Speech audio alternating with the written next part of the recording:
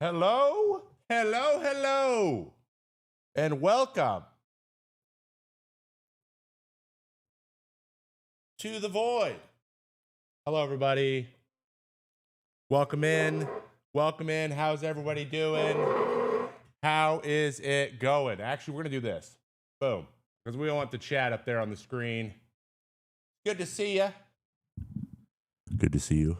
I hope everyone's having a great day. I hope it's not too echoey. You know what? I'm going to sit. We're going to sit down. All right? We're going to sit. We're going to have a nice sit here. You just sit on down. You guys see yourselves up there? Huh? We're gonna work on this a scooch. Please be patient with us today, especially with the way this thing is assembled. But I will take you through it all. I'll take you through it all, and we will have some fun today.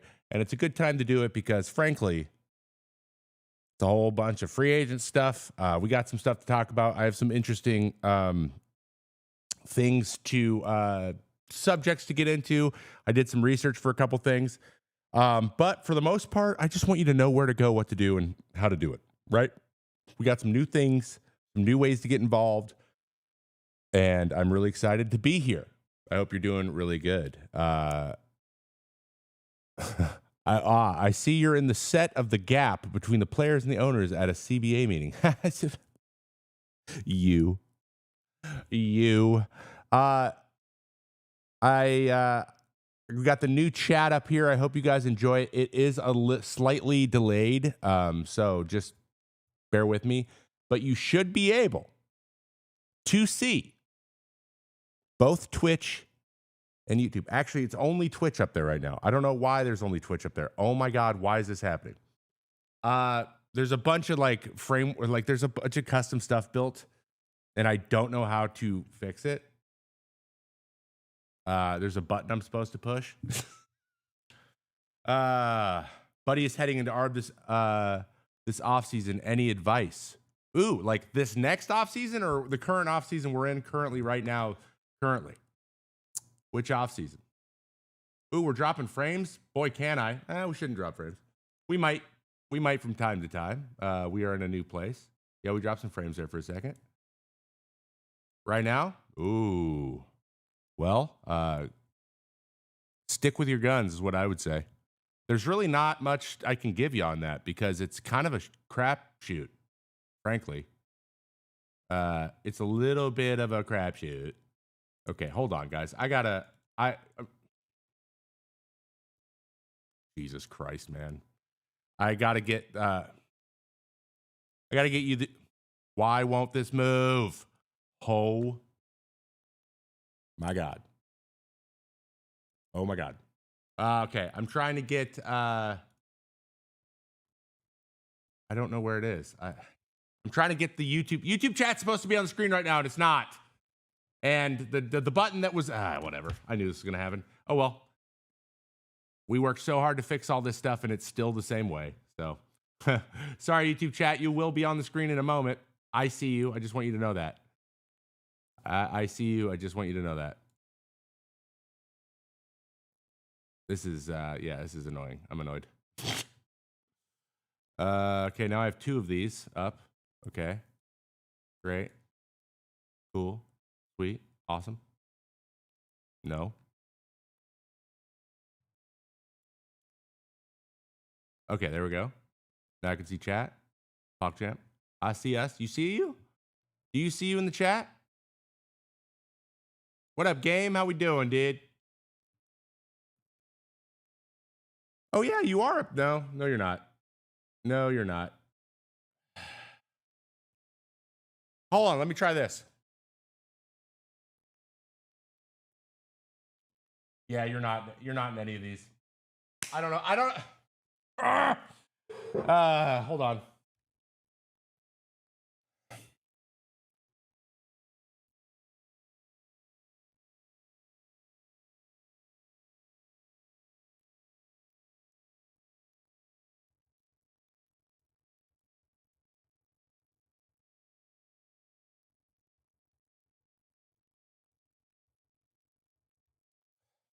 So the person who helped me build this whole thing, by the way, if anyone who's new here, the first 10 minutes of the show is usually letting everyone filter in and figure this out. So bear with me, please. Bear with me. Yo, what up, Ethan? How we doing?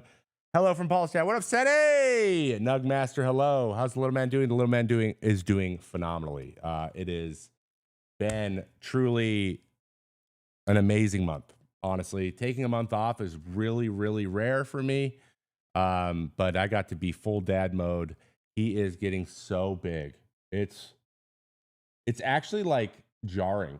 Now I'll be posting some pictures. I'm not going to post a ton of pictures of him, but I'm going to be posting some pictures of him this year. And he's almost 20 pounds and he's 3 months old. So so when I hold things, they look small generally. He looks big with me. That's crazy. That's nuts. It's usually letting Trevor sort out his tech. It's just letting people filter in. Okay, Danny, sure. Okay, sure. Okay, you win. Thoughts on how the Padres situation will impact Roki and his decision where he wants to play? Are we talking about the ownership thing? The Roki thing is really interesting. We will talk about that here in a moment in the news part of our show. We're going to have some segments and people coming in. So prepare for that.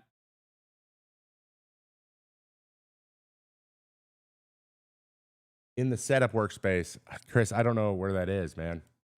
I don't see it here at all. I just see the dashboard. Like the dashboard has no buttons to go anywhere. It's just got the timer, topic list, and the chat. So I don't.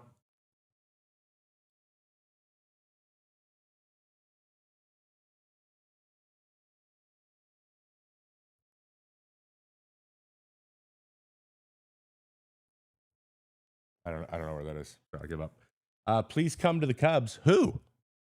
Me? No, I'm too old now. Sure, you don't want to unretire with the Rays now? You'll enjoy the fresh air.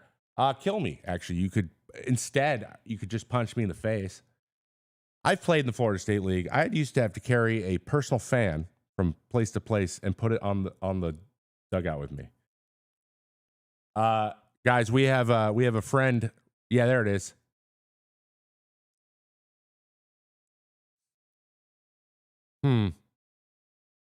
There we go. We got chat fixed.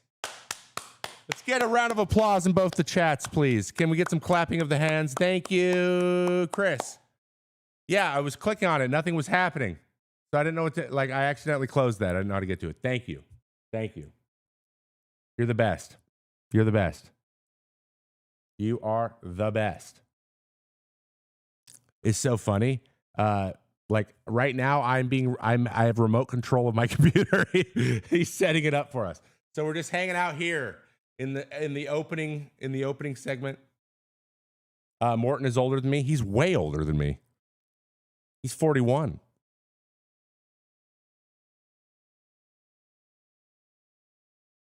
Ooh, what's your opinion of the movie The Sting? Because I love music. I haven't seen The Sting in so long. It's good.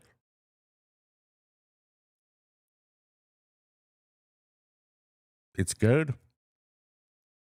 Love seeing all the chats. Hell yeah. So now you're all here. This is the biggest upgrade of the stream, guys, of the stream. There's some other cool stuff that I will show you. If you guys actually want to see what this studio actually looks like and why I'm using a green screen, it's because it's a shit show in here.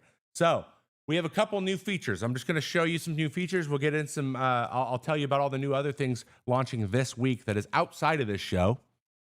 And then we'll get into baseball stuff. But first, let me introduce you to the thinking screen. No, I'm not actually going to show you. That's going to be a surprise. When we have something serious to talk about, here's the deal, camera 3. Right? Kind of nifty, kind of cool. Right? That's going to be my cinematic cam. It needs to be kind of adjusted a little bit. We're going to put a LUT on it. It's going to be moody. Might be some mysterious music playing. But check this out. This is the whole studio. And I apologize for any vertigo you may have. So this is what the whole thing looks like. This is what I'm looking at. I'm sitting on a stool. And there's two massive bean bags. There's two massive bean bags, which I find very funny. So, was there an echo on that one? Hold on. Hello? No?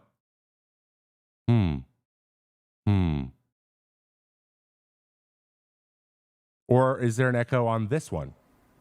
There's definitely an echo on this one. One sec. Fixed. Ha ha! All done.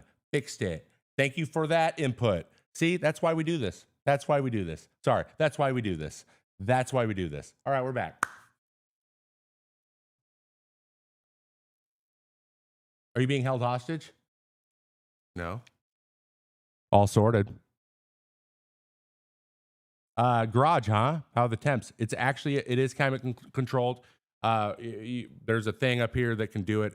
The nice thing is it's winter, so like just basically all the heat on all the machines is keeping it nice and cozy in here, and it's drafty enough. So I'm a big fan. Also, there's an initiative that I'm doing. My power went out, like you guys remember, it went out like right at the end of November.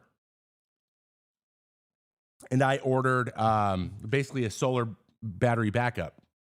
And I had an idea. It's an initiative of mine that I run this place because there's a lot of power being pulled right now.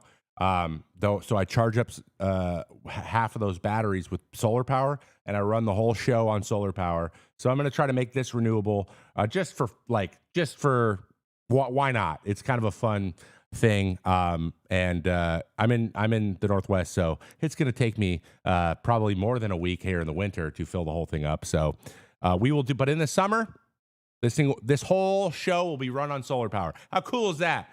Now, if it gets longer than 2 hours, we're kind of screwed. But as of right now, it can handle it. So pretty cool. Pretty cool.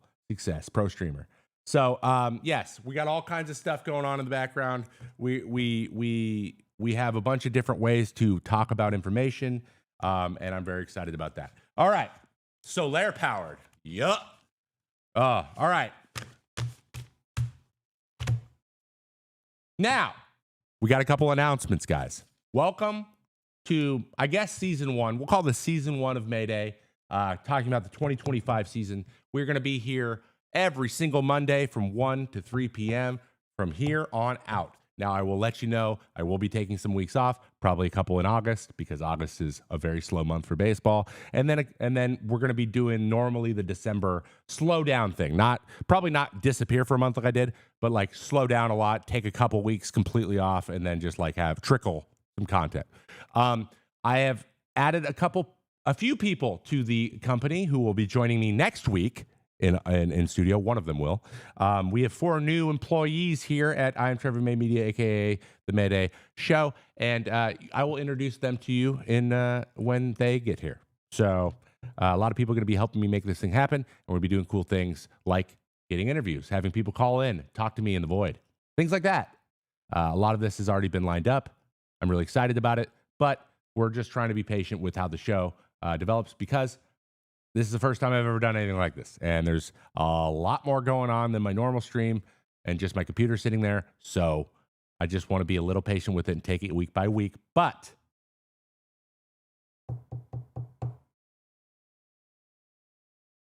pretty good. Is this CNBC? No. Hold on. I'm going to do my Jon Stewart impression. All he does is just grip his pen like this and draw circles. That's what I do. But yes, I want paper so I can throw it and stuff. Like, you know what I mean? It's about prop humor, right? People love prop humor.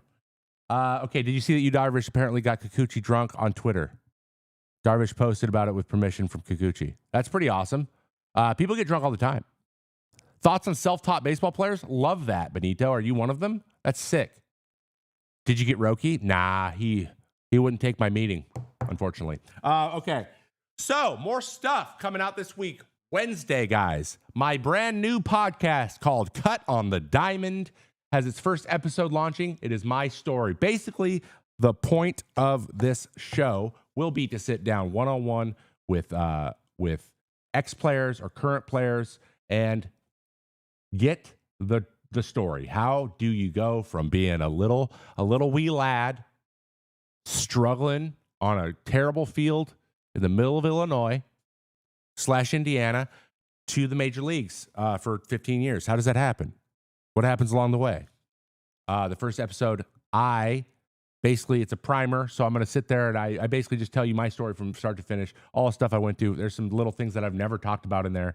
I think you guys will enjoy it. And then the first guest we have is the legend, Tommy Hunter. Join me. Other guests will include in the first few episodes Alex Vesia, Vinny Pasquantino, Kyle Gibson, Rich Hill, even though Rich Hill and I had to record twice because we being me, forgot to record the audio.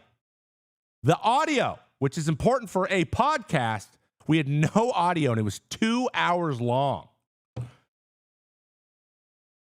So that hurt, but he loved doing it, so he wanted to do it again. So we have to do a little bit more filming for that. But that's going to come out as well. So expect that every single Wednesday, Cut on the Diamond. Coming out anywhere you listen to podcasts, Cut on the Diamond podcast. It is an MCA podcast. Speaking of MCA podcasts, that is my podcast network that I own with my friend Paul and Peter currently at the moment. We are coming back for season 4 of the MCA podcast, where we get into movies and we're aspiring film bros and we have a good time. We basically make fun of movies. It's a good time. Recording our first episode of the month tonight, of the season tonight, and it will be airing on Friday. And we are watching Mr. and Mrs. Smith, or we already watched it. I got a lot to say. So go check that as well. May Contain Action Podcast, anywhere you listen to podcasts. So that's 2 different podcasts. And then this show will also have an accompanying podcast. So if you missed the video version and you don't want to watch the whole video, you can go grab the segments via podcast and the Mayday pod. That is also anywhere that you listen to podcasts. I am also coming back with the Rates and Barrels pod like last year. All the other things are happening exactly the same way they used to, right? I will be joining Foul Territory regularly. I will be doing Rates and Barrels still, and I will still be doing the radio fairly regularly, even though I'm going to do that a little bit less. So those are all the things I'm doing. Does everyone got it? Did everyone take notes? Do you guys need me to send you an email? I think it's ! Podcast. Setters, we got to redo the commands too. That's on the list. But you know what I mean? I'm one guy, and I'm very bad at delegating, and I'm working on it, okay? I'm working on it. All right.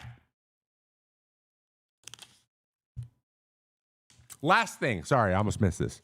We have a new way to submit stuff. So if you have a nasty pitch, you have a question, you have just an article you want me to check out, you have a subject you want me to talk about, anything at all, you can email me at trevor@maydayshow.com. That is trevor@maydayshow.com. Or just join the Discord and just say it there, right? There's text channels for everything I just mentioned, but I understand some of you guys might be olds, and olds don't use Discord. I get it. If you're not a gamer, you might not use Discord. That's okay. You can just email me the old-fashioned way, like it's 2001. All right?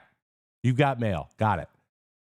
Sounds like you need a newsletter. Well, I have one. I just don't do it because all the other stuff takes too long. So newsletter will be coming out too, but that's when the employees join me here in the office.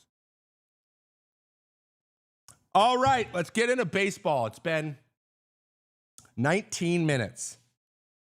Let's get into the news. And now we're going to try this. Whoop. In today's news, it has been announced David Wright is going to have his number 5 retired by the New York Mets in a ceremony presented by New York Presbyterian. I don't know why I needed to point that out, but it's on July 19th. So if you're planning on going to Citi Field for a live Mets game in 2025, maybe, just maybe, that's the one you want to go to. So good for him. They don't do that often. That's pretty rare. David Wright is an all-time legend for the Mets. Trust me, his name is thrown out quite a bit when I was there. And it's a wonderful, wonderful thing. It's just weird that like the low numbers always get retired. I feel like, should have been done way earlier. You know what? Like they say, better late than never. Just a little refresher, by the way. Those podcasts, Cutting the Diamond is on Wednesday. Made a Contain Action is on Fridays, and it'll be on Wednesdays and Fridays moving forward. So if you were wondering, you'll be able to find them. My website's being updated, and that a lot of this stuff will be there. I'm going to put everything in one place. I'm really working on it. I'm just trying to be patient here. In other news, by the way, we got to do this. We got to do this. Jesus Christ. All right. In other news, let's talk about some free agents that are still out there and what the hell is going on with them. We got Anthony Santander being talked about. That's way too big. Oops. Anthony Santander is being talked about with the Toronto Blue Jays. Now, you guys may hear about the Toronto Blue Jays quite a bit. It's because they're constantly being connected to everybody, and they can't get anybody. But I think that that would be a great pickup for the old Blue Jays. But honestly, if they're going to go and throw and be like, hey, Juan Soto, here's $720 million, why don't you just sign Vladdy? If you don't get Soto, just sign Vladdy so that someone will want to come because you signed your guy. Then if they sign Vladdy, they get Santander. Now we have a good 3-4 in the lineup there, some real pop. Now, I don't think Santander is going to put out 44 home runs. I think that was a lot of that was a product of the lineup he was in, and the threat of like O'Hearn and Mountcastle also having big boy pop, and also Gunnar Henderson hitting a bunch of homers. Like when your team hits a bunch of homers, it's easier for you to hit homers. Does that make sense? Because everyone's worried about everybody else. So if he needs to be the guy, expect that home run total to come down a little bit because he'll get pitched around a little bit more. But if he's on that team with Vladimir Guerrero, maybe he'll get more to hit. But they need pop. They were 26 in home runs last year. That's terrible.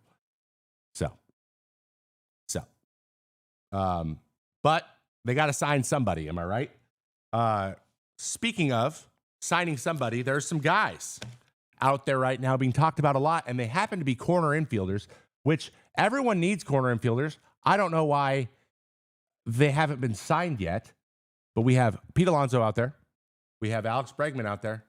And then we got Nolan Arenado trying to get traded, but he's pulling some strings on where he wants to go, which I absolutely love. Mets fan, thank you for your subscription. I see you. Thank you so much.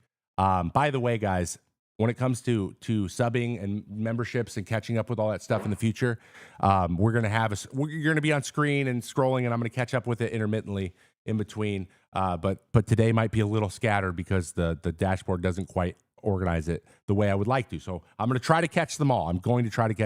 But I'm used to the audio cues, and we don't have the audio cues because of many reasons right now, because we'll all kind of want to do it at the same time, and I have some more scripted content that I'll be doing in the future. But Mets fan, thank you. Shay Lars earlier. Also, everyone else who subbed, because I know you all did. Like, let's just assume J-Mid resubbed again, because he resubs every time I stream somehow.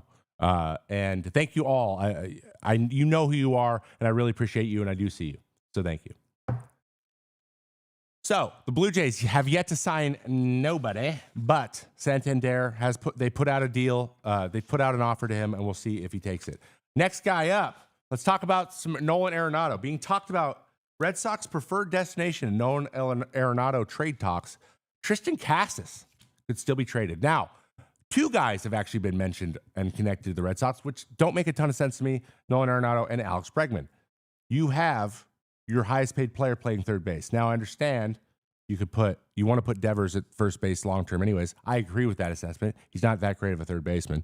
But Tristan Casas is young, controllable, and really hasn't gotten an opportunity to really break out. He could be a real big value piece. I don't know if getting rid of him is the smartest idea. So it's kind of like, why?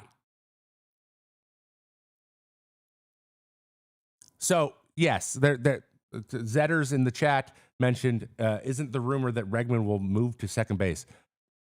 Danny Wexelman, my co-host on Sunday Sliders on the Sirius XM, made a great point. Like, why would you pay so much money to a guy to move him positions that he hasn't ever played in the big leagues? Now, I think that Bregman can play second base. Let's be very clear here. But like, it's just like an additional risk for a guy who might be one of the highest paid players on your team, which seems a little bit silly. And he won a Gold Glove at a position. You're going to move him. You know what I mean? Like, that doesn't feel very efficient to me. It doesn't feel like an efficient spend of money, especially at that level. But he is a great player, and they could use him a lot. And the monster will be kind to Alex Bregman. He will wear that thing out. Holy hell, he will wear that thing out. So, but if he could play second base and they can figure that out, great. Who knows if Trevor Story's going to play a whole season. And if they're goal, but like the weird thing is, if you're going to get rid of Cassis or going to move Devers over, what are we waiting for? You know what I mean? Like, it's probably the right trade, but like, it just seems like it's not like, you have Adrian Gonzalez over there who's going to be a free agent in a year and he's going to move when he's a free agent. You're going to do it then. The words of my father, crap or get off the pot. You know what I mean? Just make Devers DH and Poppy Jr. I mean, yeah. Do they have a DH? They don't have Soler, do they? They don't have a built-in DH. So just say he's a DH and go from there. The Yankees are itching to get a player to use out of position. Well, we'll get in that in a moment. More news out there. But yeah, I'm not a huge fan of moving Christian Cassis. I don't think that's the smartest idea. But then again, I could just be completely talking out of my butt because I do that. The Yankees have checked in on Luis Arias and Gavin Lux. Luis Arias.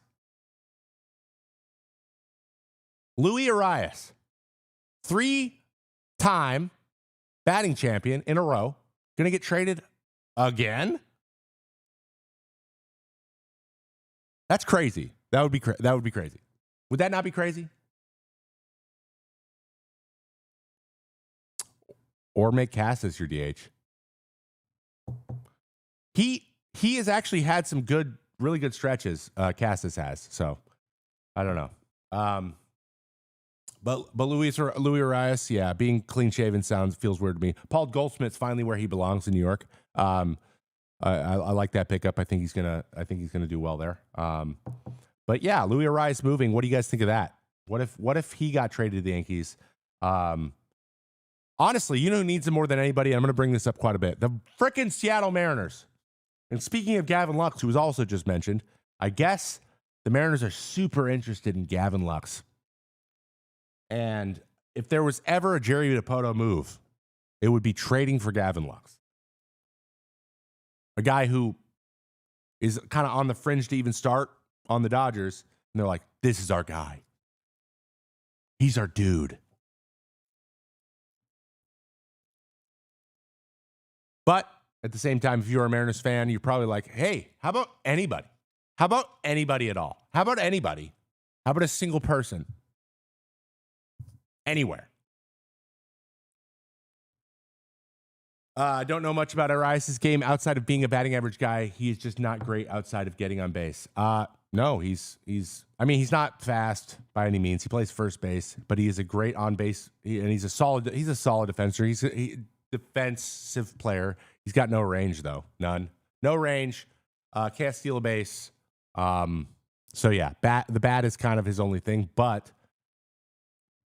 I mean, you can't 3 straight batting time. That's so incredible. Like he's wildly, he's going to hit 320. It doesn't matter. He's going to hit 320. He's just going to. Like that's so valuable to count on in this day and age for a guy who's going to get on a 410 clip every year. You know what I mean? Or a 390 clip. Like 40% of the time he's on base. Every team could use that. Every single one. Every single one. Luis Arias, come home. Unfortunately, the Minnesota Twins are probably not going to do much this offseason. We just got Adrianza back in the front office role. Give me a rise in Escobar and make my Venezuelan Kings reign supreme again.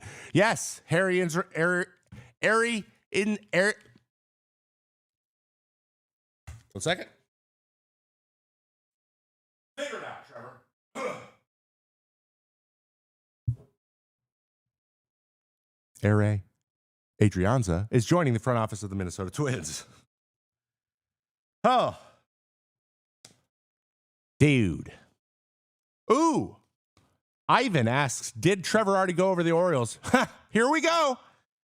Next up on my list, Orioles still could add pitching even after signing Sagano and Charlie Morton. I do not know what the Baltimore Orioles are doing. And it's confusing because I know they have new ownership, but it feels like new ownership just came in and like, we're going to cut the fat. We're gonna really make this thing a money-making machine. And I hate that. I hate it so much. I hate the corporate approach to it. I understand it as a business. That only goes so far. That only goes so far to me. They need an ace. They could have signed an ace. They could have went really hard on Snell. They could have really tried. I don't know how hard they went on Burns. It seemed like he really wanted to go closer to home. So, Fried, like they needed one of those three guys, or they could have easily beat the Red Sox for Crochet, and they just didn't. They're just it's just they're risk adverse. They're afraid, and so it feels like they're just like, meh. I like being pretty good during the season, and then losing all the games in the playoffs. Though I do like the Charlie Morton sign. He's 41 years old. Like, when it falls apart, it falls apart. It's just going to fall apart. He knows that. Everyone knows that. He's been really good, but like it's not in the prime, and it's a 1-year deal. So O's payroll is higher than it's been in a while, though. Yeah, it's still not very high, though. It's still not very high. Do you see what happened to the Padres owners today? I saw the headline. I was not able to. It was literally right before the show. But yeah, the Padres have a lawsuit coming. It's going to be, I got to do some more research into it before I make any deep comments on it. But so they're looking like they might still add pitching. So Jack Flaherty is out there. I can't see them reaching a deal. And I would say maybe they'll trade for somebody, but they seem completely adverse to trading one of their blonde left-handed infielders, prospects that they all have. So I don't know if they could easily be the Red Sox for Crochet. Yeah, let me rephrase that, by the way. They could have competed for him. They really could have, because the Orioles are up there with the Red Sox. But then again, it's what you're looking for. For like the Mariners have great options as well, and they just refuse to do literally any. I don't know. They're trying to get you excited about Gavin. I thought Pete Alonso would be a huge pickup for the Mariners if they were able to get him, but unfortunately, whatever the deal is, he gets there. It'll be like a reclamation project type deal. It'll be opt-outs after every year, and Seattle's not where you go as a power hitter to reclaim your production. It's gonna go down. You're just not gonna outperform. So like. You don't go there to try to get another platform year. So it's just that he can't sign that type of deal there. It's not going to help him. See anything good going for the Cards? They're also kind of, pumping the brakes a little bit, right? They're going to have a Kyle Bloom power handing over the power this year. They're trying to hold steady. I really think that Arenado's going to be gone. And I think that Helsley could just completely change the landscape of someone's bullpen, and he could just be part of a deal. The fact that no one's gone really aggressive on that. But then again, trades, like it could be spring training, right? Spring training is a fine time to do it. Free agency is the most important thing right now, and there's still pieces out there to go. But, I like they're like Cardinals, Pittsburgh, Seattle, who else has done nothing? We'll get into that in a moment. All right. So, anyway, Orioles say they might be into some pitching. They're looking around, possibly going for a guy in trades. Maybe if it's Luis Castillo, we got Dylan Cease, possibly Merrill Kelly, John Gray, Pablo Lopez. All of these are options that they could try to check in on. But whether or not they have the pieces to get them, I don't know. Well, they do have the pieces to get them, but whether or not they have the, balls to do it, we'll see. All right. Someone asked if I was muted and their headphones were unplugged. Couldn't be me. All right. Ken Rosenthal, John Heyman, disagree about Bregman to the Tigers. Phillies as a potential landing spot. Now, Bregman to the Phillies makes no sense, and I have no idea why they would do that. That would be very not... Well, actually, Dombrowski might be the only guy on the planet who would do that. But Alec Boehm's part of that, the fabric of the team. He may not have the pop of an Alex Bregman. He's solid defensively. He does his job, and he's productive. And he's young, and he's controllable. He's got 3 more years. He's going to his first year of ARB. There's no point when you're paying Bryce Harper, Kyle Schwarber, Nick Castellanos, Trey Turner, JT Realmuto, there's no reason to sign another guy to $200 million when you have a young dude who's $4 million this year after 2 good years. Yeah, he grounded out first pitch of every at-bat in the playoffs. Yeah, he saw 9 pitches in 9 at-bats. Whatever. That was 1 series, right? So it just doesn't fit for me. They're pretty complete. They're a pretty complete team. They don't need a lot. If anything, it's pitching. So Kepler to the Phillies was interesting. It was. Kepler to the Phillies is interesting because he's not a massive upgrade defensively, but I think he's a platoon bat. Yeah, I like him there. I just hope I hope he enjoys the fans because it's a different vibe there than it is in Minnesota. But the Tigers seem to be in on Alex Bregman, which is more interesting to me because it has been out there, and now, you know, I'm trying to get better at finding my sources and quoting them. But it has been said that Colt Keith is going to be taking reps at first. Spencer Torkelson might be on his last leg here. You know, we'll see. But if Bregman comes in there, that kind of leaves Torkelson the odd man out. I like that. I would like that pickup for them too, but like I think they might have a little bit of gun shyness from the Baez contract, and that would be a very big contract for them. So they would make them better, but pitching is what I would like to see them get. I think that Jack Flaherty ends up going to the Tigers again. I think that's what they do to help them get back to the playoffs. But what up, cool dude? How we doing? Can Naylor touch 40 bombs playing in Arizona? Absolutely. That deal also was kind of weird for me. But he is getting expensive. So Bregman to the Angels if they can cut Rendon. I mean, I've heard Alonso attached to Angels, even though I don't know where you play Nolan Shanwell if Alonso goes. So there's a weird thing. Everyone needs these corner guys, but like they all have like young dudes who aren't great defensively. For example, Mark Vientos is one of my. He's one of my guys, man. I love Mark Vientos, but there is things to be desired at third base defensively, and there always has been, right? But he rakes. There's a lot of that going on, like Devers, not great defensively, rakes. Like, so we got to move guys. It's a lot of moving guys for Bregman, but he makes their teams better, and the teams that are attached to him are all these moving situations, and no one who just doesn't have a third baseman. So it's been really interesting. But we got 2 Boris clients in Alonso and in Bregman. So we'll see if they go. We're going to get a Montgomery and Snell situation from last year. If I were a betting man, I would say that's probably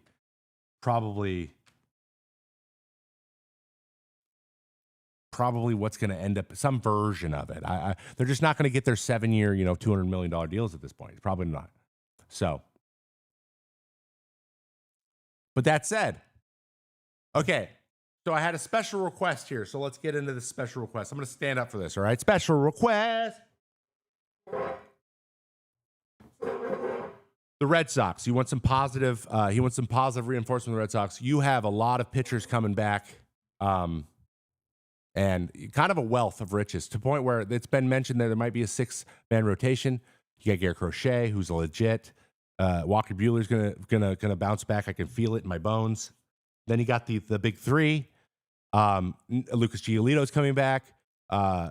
Believe you have another year of Liam Hendricks. Just a lot of dudes coming back and Michael Fulmer, like a lot of injuries.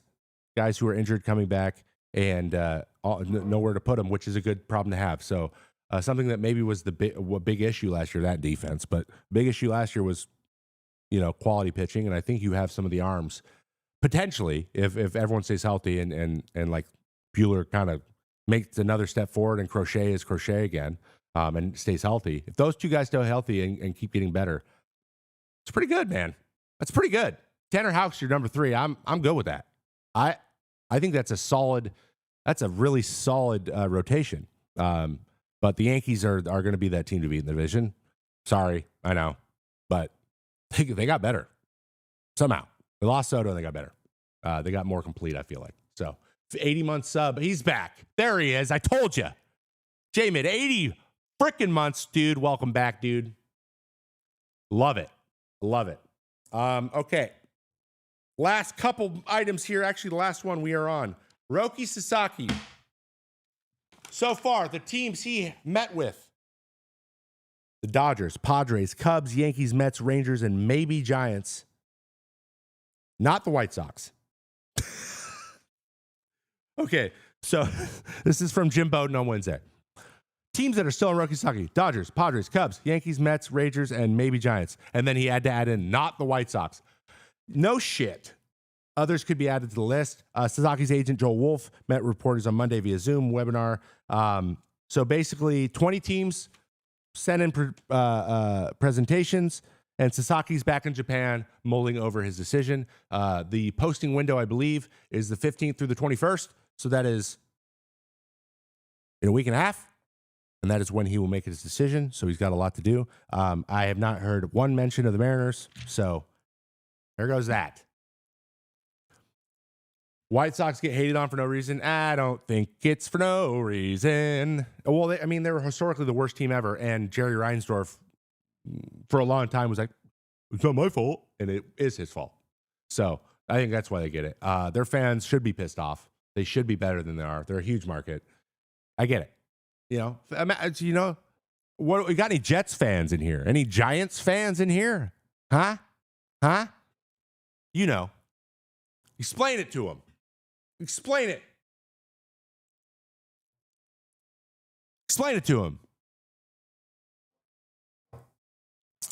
John Stanton. Guys, John Stanton he might be the majority owner, but he does not own that much of the team. So, all righty. Roki Sasaki, what do I think? Where do I think Roki will end up going?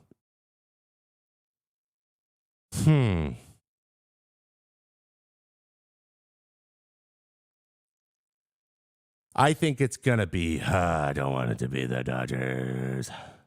I just think they're going to snag him. It sucks.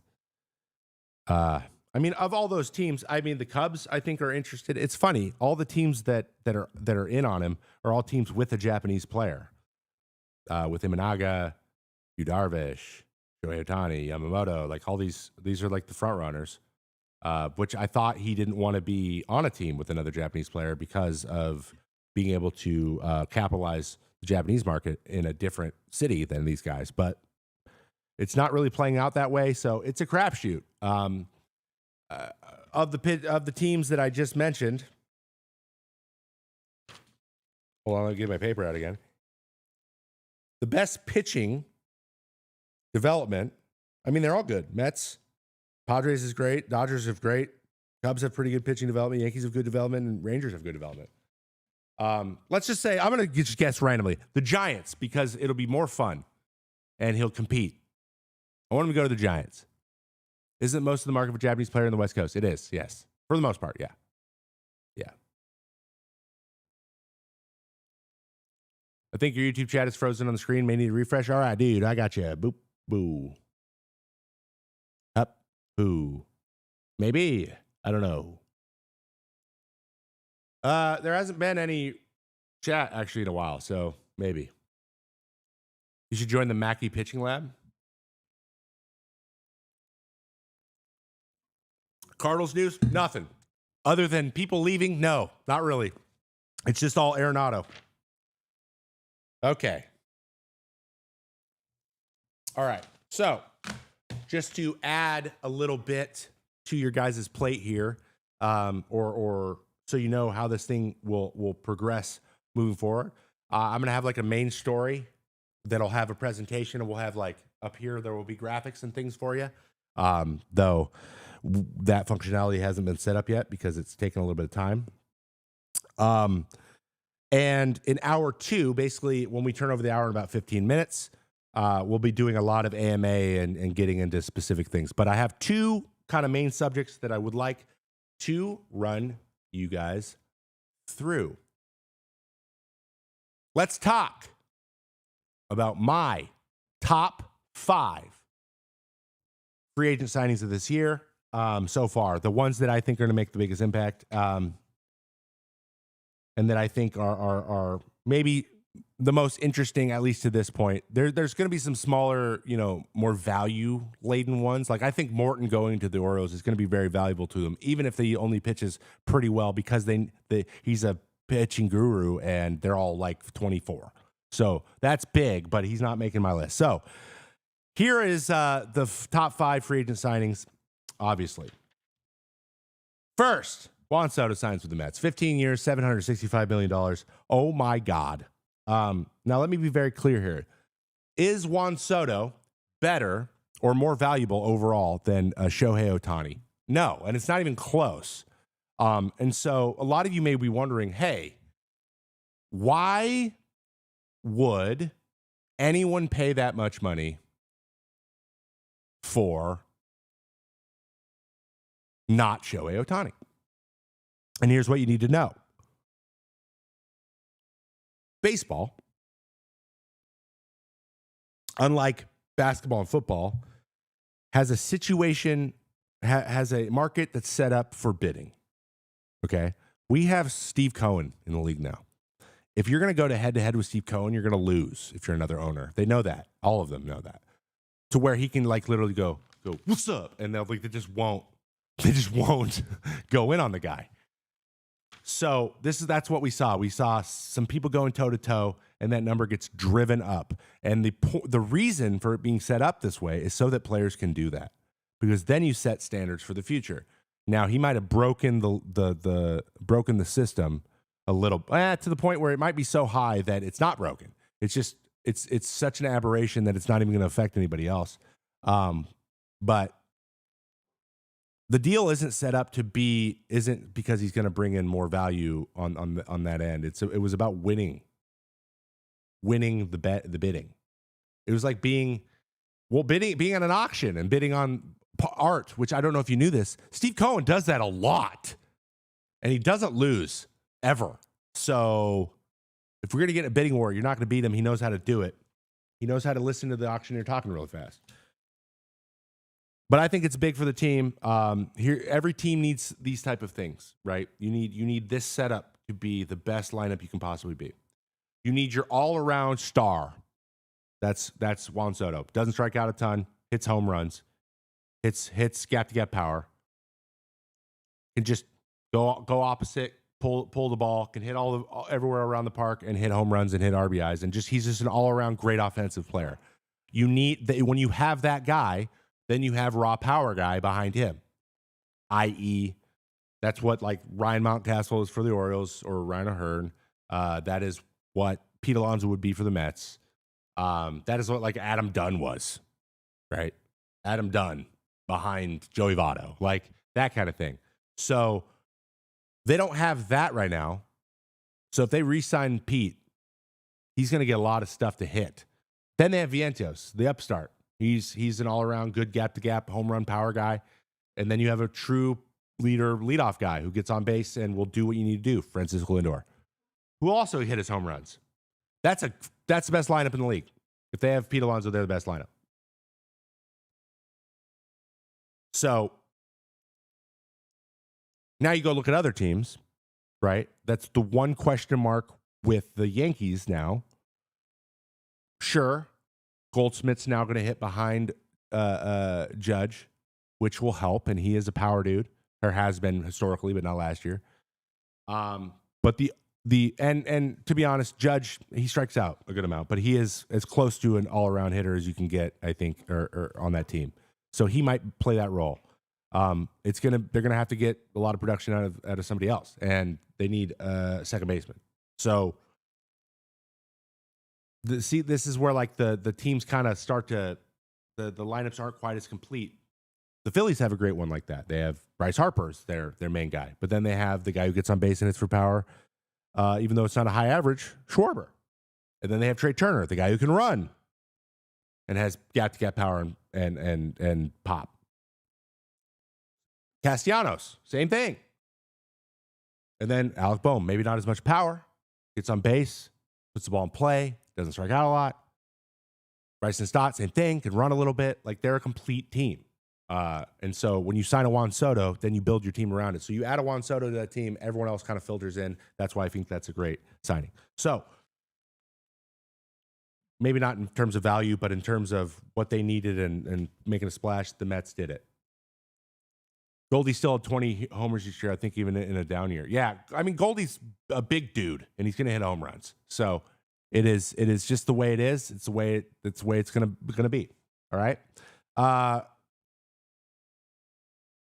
Real quick on the next few ones, I think Corbin Burns to the Dbacks is another big one. Dbacks haven't done much. They still have all the young dudes. Adding a true ace to that team because adding him to Gallen and they still have Eduardo Rodriguez making a comeback. Jordan Montgomery, like that's a good pitching staff, and they can count on him. Though it is Arizona, home runs kind of go up a little bit there. He has been so good, so well, and he's got an opt out after the second year, which is really interesting to me. So I think that Corbin Burns with his deal is probably the second best deal that I've seen, and I was surprised. I don't know if you guys were. But yeah. I'm going to predict that the player to break the all-time strikeout record in terms of hitting will be a Yankee. It might be. That's a good guess, I think. Schwarber had a higher on-base percentage than Arias. What? Yeah, Schwarber's, he's guys don't want to give up the homer. Do you want to give up a homer? I didn't think so. Another good one, I think, Teoscar Hernandez back, top number 3 on my list. To the Dodgers, they did two things. They got their guy, that they need a guy with pop in the outfield. They've needed that for a while. They always need that. He likes it there. That's another positive. But also, no one else can sign him, so he can't beat him either. And that's I think 3 for 66 is a pretty team friendly, frankly. 22 a year, it's a good deal. It's a good deal for the Dodgers. It doesn't break the bank, and obviously they've already broken it. So why do they care? I don't know. I do not know. Okay. Number 4, Willie Adames, 7 years, 182 to the Gigantes. Willie Adames, Matt Chapman, that's a good left side of the infield.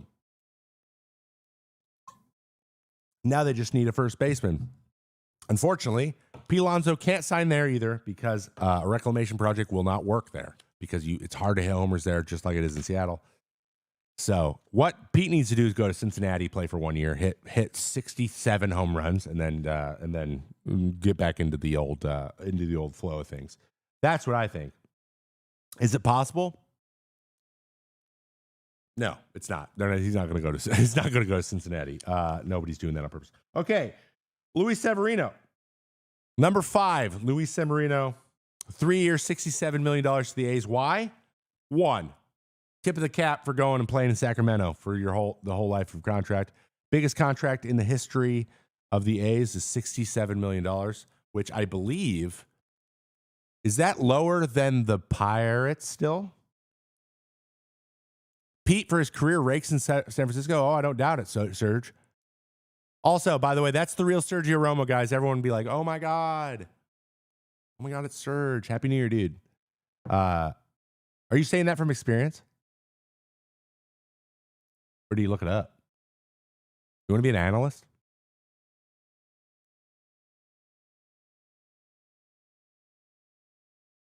Hold on. I have actually the numbers here. Hold on.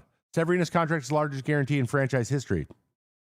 The A's previous high deal was 6 years, $66 million for Eric Chavez. Javi, nice. 20 years ago. And the biggest free agent outlay was 3 years, $30 to Billy Butler.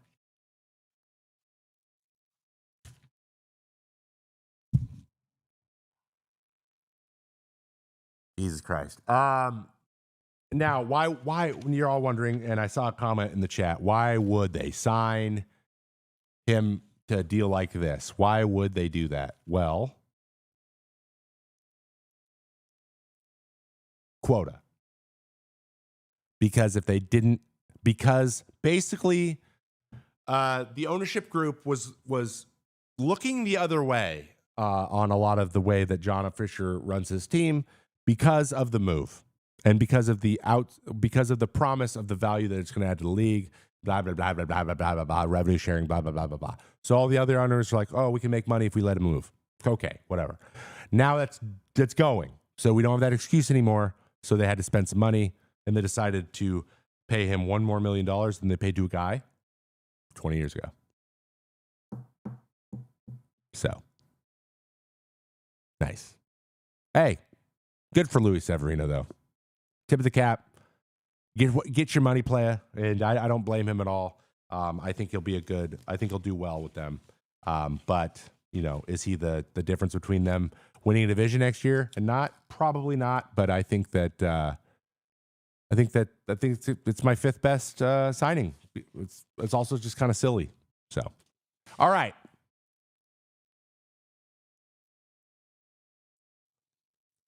Cool. All right. So, who team-wise has had the best and worst seasons, off seasons, so far? And shout out to DK, David Korn, for putting this together for me. I appreciate it. Some people are going to be joining me, helping me write this show. We will be adding all kinds of stuff, guys. So this is a bare bones version. I appreciate you hanging out today. Also, guys, like the stream if you can. That it'll get somewhere on YouTube. We will have all kinds of new stuff. I'm realizing how badly I want to have, graphics up here. Like, for example, this. But I don't have any graphics right now. So there's only so much I can do. But we will be utilizing this in a little bit. This was part of our news. And I will be putting together these things so they'll just be up there for you. You can follow along. All right. Who's had the best / worst offseason? Some of the best off seasons. I'm going to give the tip of the cap to the Arizona Diamondbacks. Now, it's something you're like, a week or two ago, you'd be like, well, they haven't really done much. But here's the in and outs. All right. They got Josh Naylor to play first base for arguably a steal. Corbin Burns as their star ace. So they got a first baseman to replace Christian Walker, and they got a number one starter. Those two things are what they needed the most, and they filled both needs really well, really savvy. Tip of the cap to them. I think they did a good job. And they also claimed a relief pitcher from Seth Martinez from the Astros. They lost Jock Peterson, Christian Walker, Kevin Newman. Dang it, dude. Newman, Slade Ciccone, and Josh Bell signed with the Nationals. All these guys were trade things and were moving around waiver claims and all kind of stuff. So not a ton. And then the guys who have not been signed that were on the team last year are not anymore. Paul Sewald's still out there. Scott McGough, Brandon Hughes, and Randall Grichuk, all guys who will be probably picked up close to spring training. I could see some one-year deals. I don't know why Sewald hasn't been signed yet. He's maybe looking for a multi-year deal, but I think that I think it could help a lot of different bullpens. So I think they're going to have a good one. Obviously, we then have the Dodgers, another one of the better teams this offseason. Let's go through theirs real quick. Re-signed Teoscar Hernandez, mentioned that already. Signed Haesung Kim, utility infielder, and a guy who I believe he won the batting title in Korea last year. Now, anyone who isn't familiar, Korea, not the most, not as good of a league overall as the NPB in Japan, and definitely the MLB. So usually there's a bigger learning curve for guys coming from Korea than anywhere else. That said, great bat-to-ball skills. His things translate a little bit better. Like if you're getting a power guy from Korea, it could go south. I think it goes south more often than, more utility infielders, guys who can run, good defensive players, whatever. So I think that's a good pickup for them. They re-signed Blake Trinan. Always love that. Can't wait to watch that over and over again. They signed Michael Conforto. I think that's a sneaky one. He could bounce back. And obviously they picked up Blake Snell and they extended Tommy Edman. And who did they lose? They only lost Walker Buehler. The only guy they lost was Walker Buehler. So they added 3 new guys, extended one, and then re-signed 2, and they lost 1 guy. The unsigned free agents, they have Kike, Jack Flaherty, Brent Honeywell, Joe Kelly, Clayton Kershaw, and Zach Logue, which it's only a matter of time before Clayton Kershaw signs a 1-year deal again. He's going to do that forever. Should the Cardinals sign a vet to help with the rebuild? Isn't Lance still there? They have one. They have all kinds of vets. Isn't their average age like 37? Did any of your signing predictions actually happen? Did you do a breakdown of who you thought would go before you took a break? I did a little bit, and I don't know. I think some of them, no, I actually think I'm wrong. I think I'm just wrong about everybody. So why do I even do this? I should quit. All right. The third team who had a great offseason, obviously, the Mets. And we already mentioned them. Juan Soto. They added Juan Soto, Clay Holmes, starter Clay Holmes. Look at them. Re-signed Sean Manaea. That was big. They added Frankie Montas as a reclamation. I bet you Jeremy Hefner takes him to the promised land. They got Jose Siri to play center field. Dylan Covey. Love a Dylan Covey signing. Justin Hagenin, Jared Young, and Griffin Canning all came over. And they lost Luis Severino to the A's. Unsigned free agents. Now, they have a lot, okay? Here's everyone who was on the team last year who is not signed yet, which is mind-boggling. Pete Alonso, Harrison Bader, Shintaro Fujinami, Jose Iglesias, JD Martinez, Phil Maton, Adam Ottavino, Jose Quintana, Brooks Raley, Drew Smith, Ryan Stanek, Jesse Winker, and Alex Young. Now, Smith's coming off of Tommy John. Ryan Stanek will probably sign a 1-year deal somewhere. Brooks Raley will probably sign a 1-year deal somewhere. There's a bunch of relievers here that would help a team. We'll see what Otto does. I know Otto wanted to keep playing, but there's a lot of like nice depth pieces that will probably spread around the league in that group. But I think that Pete probably ends up going back to New York. That's what I think. And Jesse Winker's not signing yet. It's kind of interesting to me because he had a really good year last year. But I wouldn't close the door on anybody. Maybe Phil Maton. I don't think they're going to re-sign him. I think that he's going to have to take his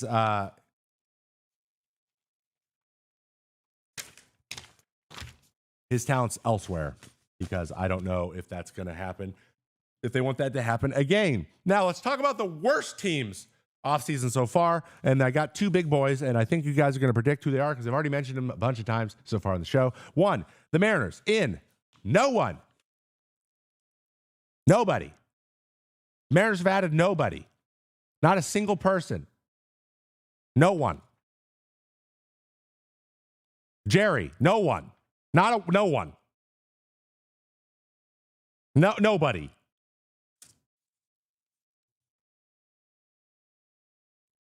Out Yimi Garcia, who we know signed a 2-year deal back with Toronto Blue Jays. It makes a lot of sense. He was really good there. Did not pitch well for the Mariners, so I bet he wanted to get out of there as fast as he could. And then Josh Rojas signed with the White Sox. He's now their best player.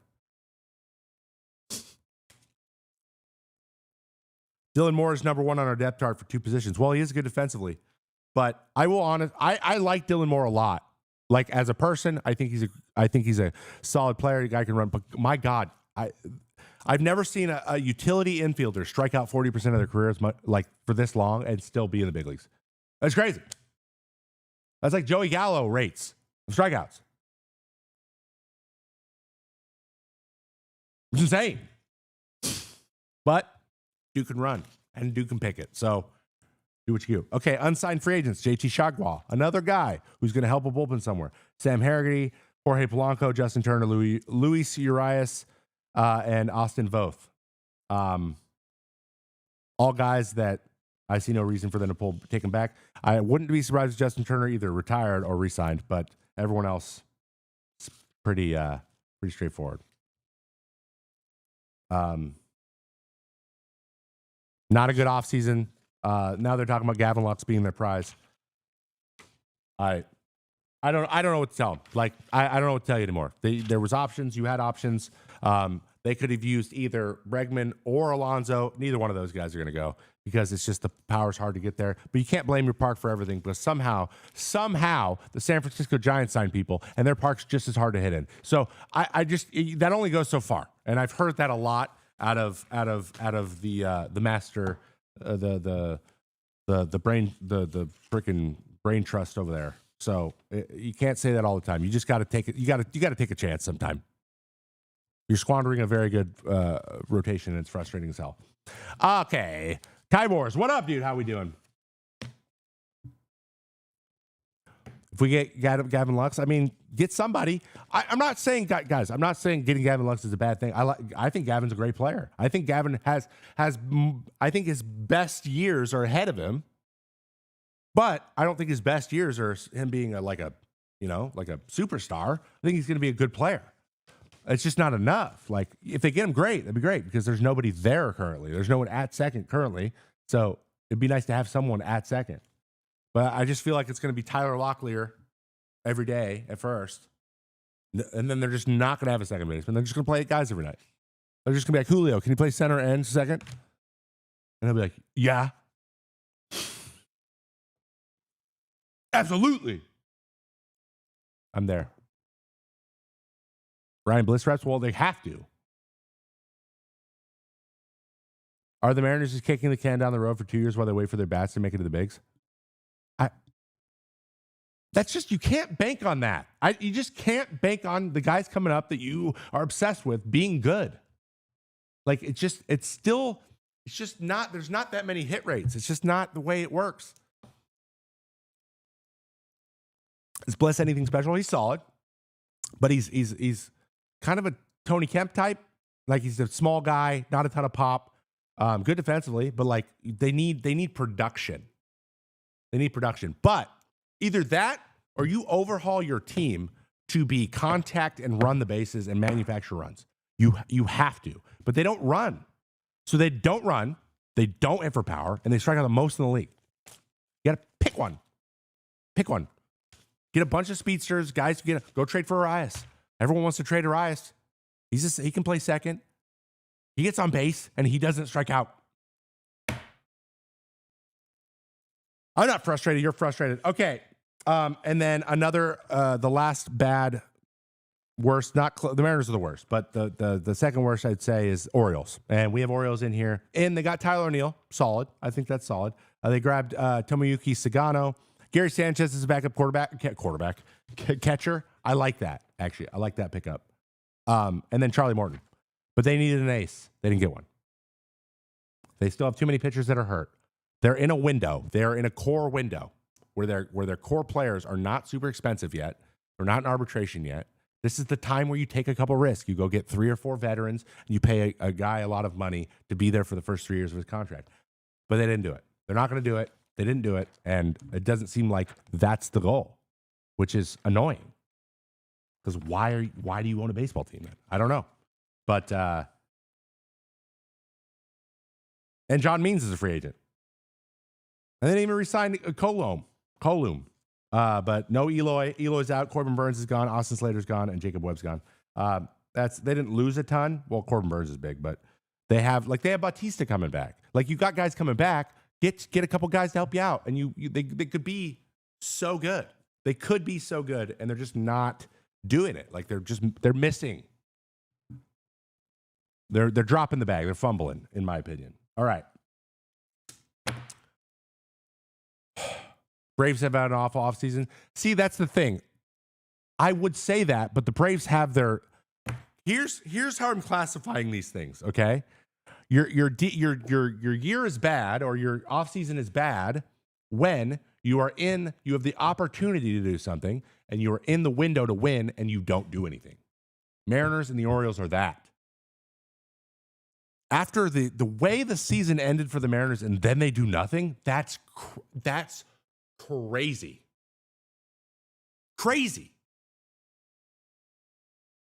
It's crazy. And yes, that might mean feeling like you overpaid for somebody. That's what that might mean. And hoping that it works out. Taking a risk. Not everything can be buttoned up. Not every I and T in the spreadsheet can be crossed off before you make a deal. It's not realistic. It's not the real world. And that's what he's trying to do all the time. And you can't do it. So here we are. I don't know. It just feels like there's no consequences. And then the Orioles, the same thing. They're so exciting. Their turnaround has been incredible. And I, as a baseball fan, I'm like, can you not ruin this, please? Can you not lose this, please? Can you not ruin this? Thank you. So, Reds had a sneaky good offseason. They grabbed a few guys. I'll be honest. There's a bunch of like under the radar. So like Eloy signing with the Rays. I wouldn't be surprised at all. He hits 35 home runs next year, even though they're in Steinbrenner and it's going to be hot as hell. Actually, no, the ball's not going to fly anymore.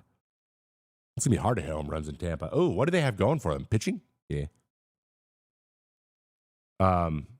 I mean, the Braves have also done absolutely nothing after putting a bottom tier shortstop and having outfield problems on top, Fried leaving and Acuna and Strider being behind schedule already. True. You have a good point, SLG. You have a good point. But again, like, I'm not going to get mad at Anthopoulos because he's got 8 guys who are all on team-friendly deals. Like, they have their core set. Yeah, do they need to add some pieces? Sure. And I think that there's still guys out there. We just met, like, watch Jesse Winker goes to the Braves. I could see that happening. Stuff like that. A couple relievers because they got no Joe Jimenez. So like maybe they grab Seawald. Like I could see that kind of happening. That kind of stuff. They'll be all right. And Strider will come back and Acuna will come back. But yeah, they're behind schedule and they're going to be banking on those guys. Losing Fried was big and not adding anybody else. But they also have Chris Sale who won the Cy Young. So I wouldn't put up the red light for them. I think they're still solid. I think they're still in a position to win. But yeah, they didn't get better. You're right. They didn't. They did not get better. I mean, the Angels have done more than pretty much everybody, which is nuts. Do you think Acuna should DH? 2 ACL injuries? Well, hasn't he hurt him running, Branch? Like running the bases?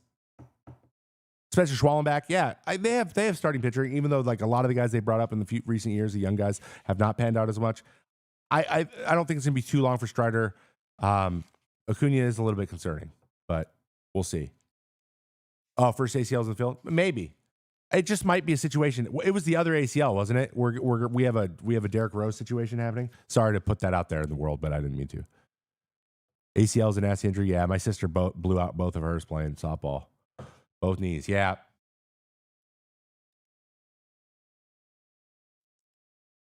So here's the deal, too. He came back pretty fast in the first one, and compensation is a bitch. So I would love to see the statistics, and anyone who knows it, feel free to tell me about it. But how often guys blow out both ACLs in their careers? Like once you blow one out, what are the chances you blow the other one out when you run? And I bet you it's a lot. All right. All right. That concludes my top off seasons. Obviously, anything else you guys want to know, hit me in the comments. Hit me in the chat. I appreciate the chat being on screen, guys. I really enjoy having you guys all here. We have a lot of announcements coming up in the next few weeks. I know we're looking to get in some background music playing and some other graphics going in the background and all that stuff. But this is kind of what we're going to be doing. And I do appreciate you a lot for being here. So let's do a little presentation. But before I do that, I got a question for you in the chat. Do we want to do a breakdown today? Is there a pitcher or a hitter that we would like to go deep dive a little bit on Savant and talk about? And if so, start hitting me with your recommendations in the chat.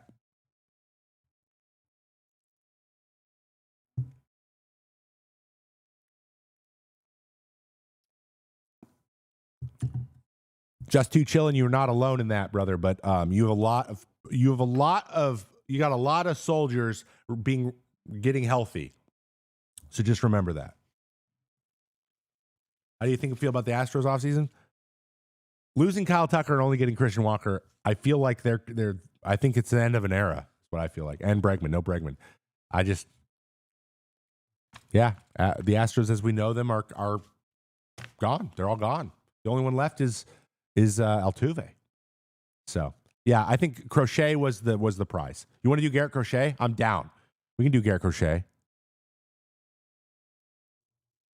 Garrett Crochet. That sounds like a good one. I love talking about pitchers. Arenado. I love that. All right. Now, for my number one presentation of the day, I'm going to stand up for this. Actually, I'm not. I'm going to sit because we're going to go here. We're going to go to medium. Let's talk. Why is this? Oh, we're going in the wrong way. Oh, yeah. We want to go move. There we go. Yeah. I need this to be a little bigger. Let's talk. There we go. About Tarek Skubal and a phrase that I'm coining, the Cy Young equation, chat. And no, it's not Tariq, it's Tarek. Have some respect. So, what is the Cy Young equation, you ask? Well, let me tell you, okay? I believe, and I think Tarek is a great example of this. Now, you're going to have to take my word on a few things here because, unfortunately, when the new year rolled over, my subscription did not roll over for True Media. So I had built a couple weeks ago, I built a really cool, custom display with all the statistics that I want to talk about, and I can't get into it. So it's a whole thing. I'm going to fix it. It'll be back next week, but it's not here now. So we're going to have to do it using Fangraphs as best we can. But Tarek Skubal, if you don't know, was last year, 2024's AL Cy Young Award winner.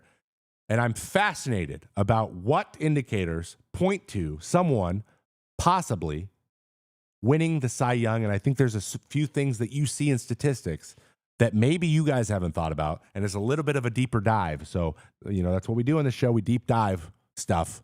And I'm going to tell you about some pitching metrics that you could check in if you want to predict who the next Cy Young is. Maybe if you're doing your fantasy team and you're like, who could be the next guy based on what's going on. So what does every Cy Young winner, almost all of them, with the exception of a few like Rick Porcello, it's a combination of command and stuff, okay? Now, you guys hear me say stuff. You hear everyone say stuff. He's got great stuff.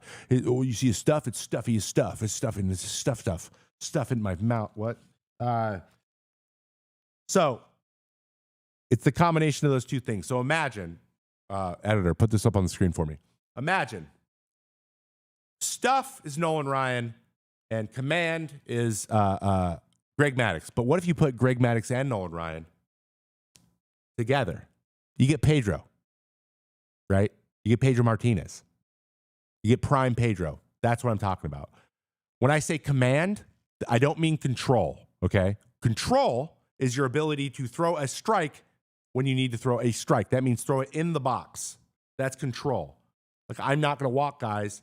I'm going to throw it in the box. I have good control. Command is precision within the box or out of the box. If you're trying to go out of the box, is precision. So it's even smaller, shrinks it down. You stay along the edges. You don't throw it down the middle a lot. You have better command. So you can have good control, but not very good command. And command is like the next level to control, if that makes sense. So think about it that way. Okay. So that's why I'm going to say command, because Cy Young Award winners have elite command. They also have great stuff. Stuff. When I say stuff, here's the types of things I'm talking about. The ability to miss bats, the way your pitches move, your deception will be part of it, and velocity, okay? All of those things factor into stuff. Eno Saris does a great stat here on Fangraphs called Stuff Plus. If you want to just find each pitch and how they rate out, he does a lot of this calculation for you, or you can just go look at each one of these things individually. For example, on True Media, which I don't have right now, I had whiff rate, in-zone whiff rate, meaning how often are they swinging a miss in the strike zone. Chase percent, how often do you get guys to think it's a strike and then it isn't and you swing at it. Average exit velos, when you do hit the ball, how hard does it hit? Barrel percent, same thing. Vertical horizontal movement factors in extension and velocity. So the last two were obviously, extension is part of deception, how far you are away from the rubber when you let go. And velocity is just how fast is it, right? Or how hard is it? We don't say fast. That's what noobs say. And that's not what I am. All right? So I look at those things when I'm looking for really good pitchers. For command, I look at stuff like first pitch strikes. How often do you get ahead? in zone percentage, how often are you in the strike zone. There's a statistic called paint, which is how often are you within 2 inches in or out of the edge of the zone. That's called a paint. Okay. And paint gives you like a rating. So a 0, no, I believe a 1. So it's from -1 to 1. And a 1 is like you're right on the edge. And then a -1 would be you're out of that range. So it's not a paint, right? So, and then it's like, it gives you a nice rating in that. And then you can rank everybody against each other. Competitive location. If you drew a circle from the middle of the strike zone, a big circle, it's 17 inches outside of that circle diameter. So like, if you're in the circle, it's a competitive pitch. If you're out of it, it's not a competitive pitch. So you want a high percentage of competitive pitches, because the more you throw that aren't competitive, the chances that it's swung at or anything happens other than them being a horrible ball are low. And so, for example, in 2023, Ken Waldichuk had the worst competitive location percentage in the first half in the league. Like, it was like 70%. 30% of the pitches he threw were non-competitive, which is a lot. But I told him, and he figured it out, and he pitched way better down the stretch. But that was a big reason why. He was throwing ball 1, and it was nowhere close to the strike zone. And then I also have walk percentage in here too, because if someone's like, I'm not walking this guy, and just comes back and throws it over the plate, it's great. So if you go look at all these things, and if a guy is in the top of the league in all of these categories, which many of them you can see here on StatCast, right? We're talking about if we're talking about pitches being hit, right? It's barrel percent here, whiff percent here, chase percent here, all this. And this is percentage of the league. Kind of like when you have a baby and you ask him what percentage is his head, and he's like, oh, he's 99% across the board. He's the 99th percentile of all babies. Good luck carrying him around. That was hypothetical. That's not how big my baby is. Anywho, you're noticing Tarek, pretty good. Most of these things pretty dang good, right? There's no competitive location. There's no command really, but there's a lot of result stats here. So that's a good indicator. That means you're nasty. If you looked up Sale, he's up there and everything too. But the thing that Tarek Skubal did, which I can't show you because I don't have my true media, is he was in top 5 in most of these command spots. He had like the best competitive locations rate in the league. Number 1 in competitive location. Being around the zone in misfires. He never had any misfires. That's a big deal. Whiff rate in the zone, he's like 3rd in the league. So when he was throwing strikes and they were still being swung and missed at, all of his pitches had 30% whiff rate or higher. That's elite. So basically, he has the nastiest pitches and he throws them where he wants.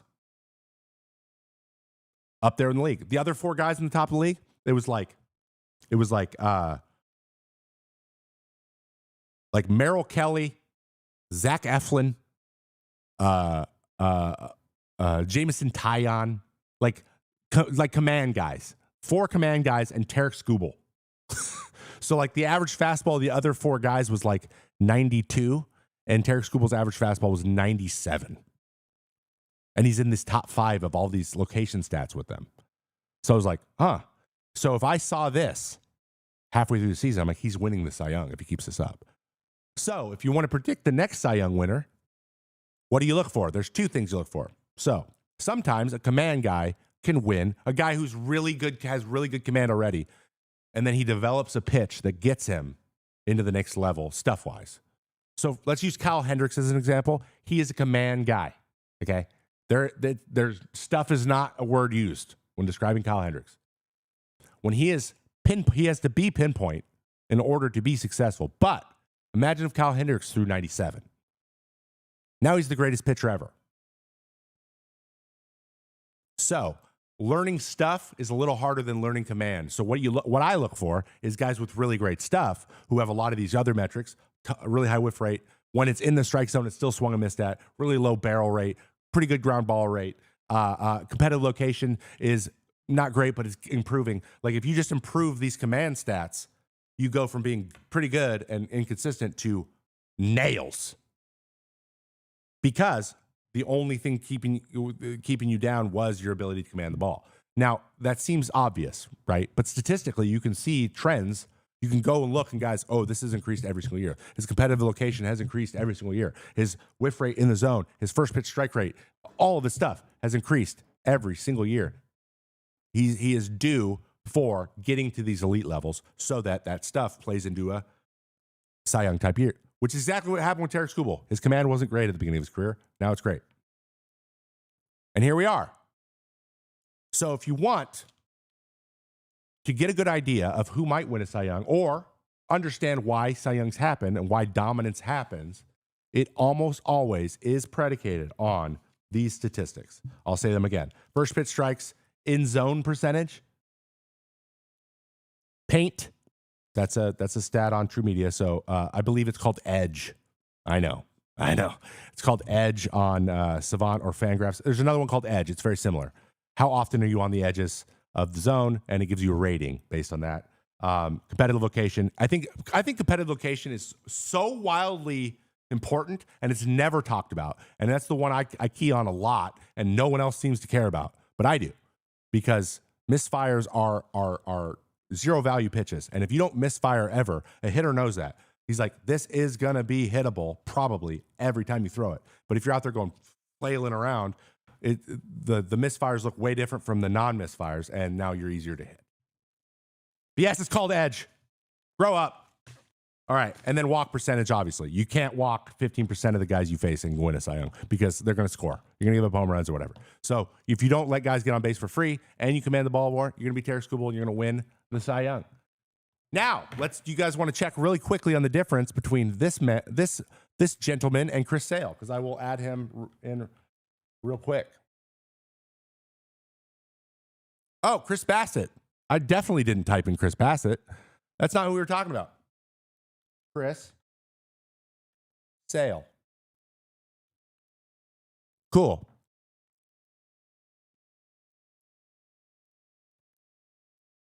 Now, arguably, Chris Sale has better stuff than Tarik Skubal. He's higher chase rates, higher whiff rates, higher K rates. All these stuffs are a little bit higher, but you can see by his whip, that's not a great indicator, but he's only in the top 50 in competitive location because of the way his pitches are and the way he gets chases. He would throw some misfires and the way his mechanics work, right? And he's getting a little older, so there's an element of the flailing and stuff that is going to cause more misfires. So he was still pretty good on competitive location. He was still pretty good on paint. But he wasn't great in zone percentage. I remember he's bottom half. But first pitch strikes were good. So like basically he got ahead really well, and then he just got guys to chase. Now that can work. You can win a Cy Young if you strike out that many guys. But what if you start tipping one day? Or what if you run into a team that doesn't strike out a few times in a row, right? And then you start walking guys, and then you have a couple clunkers. Now suddenly you're not in Cy Young. See, I think Tarik Skubal was more of a complete. He ran away with it. Sale was a little bit more like, I think it was a little closer just because of some of those things. So if you really want to guarantee it, be like Tarik. All right, that's it. That's what I had.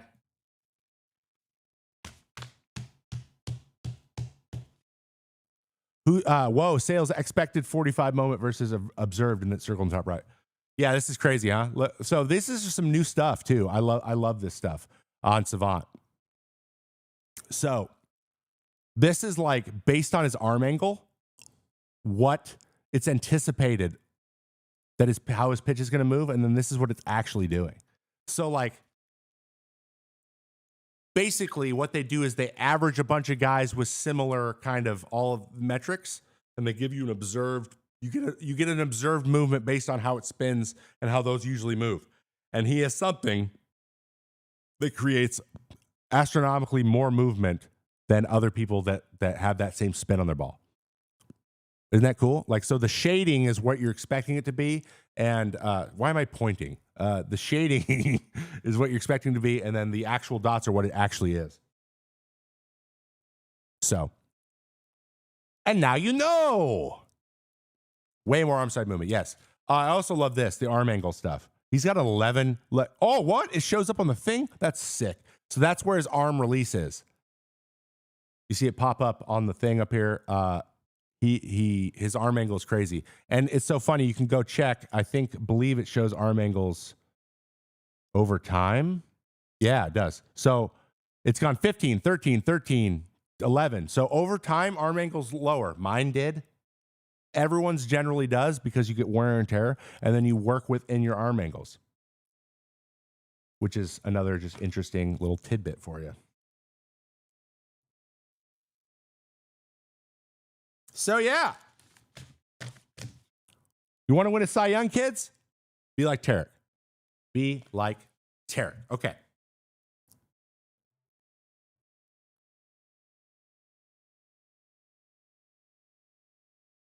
How we feeling? How we doing, guys? Doing good? Is everyone doing good? Let's step up. Let's stretch. Let's have a little bit.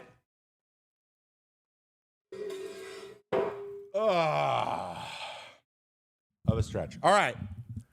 Now let's enter in to the Ask Me Anything portion of our show. So this is how we're going to do this moving forward. Also, we're going to do nasty pitches. All this stuff's going to come back. So we're going to do nastiest pitches. We're going to do in-depth breakdowns. And we're going to do AMAs. The second hour of this show in perpetuity will be for those things. Or interviews if we have them. We bring on guys to play games. What have you. So I actually had a question here from the Discord that I will start us off with.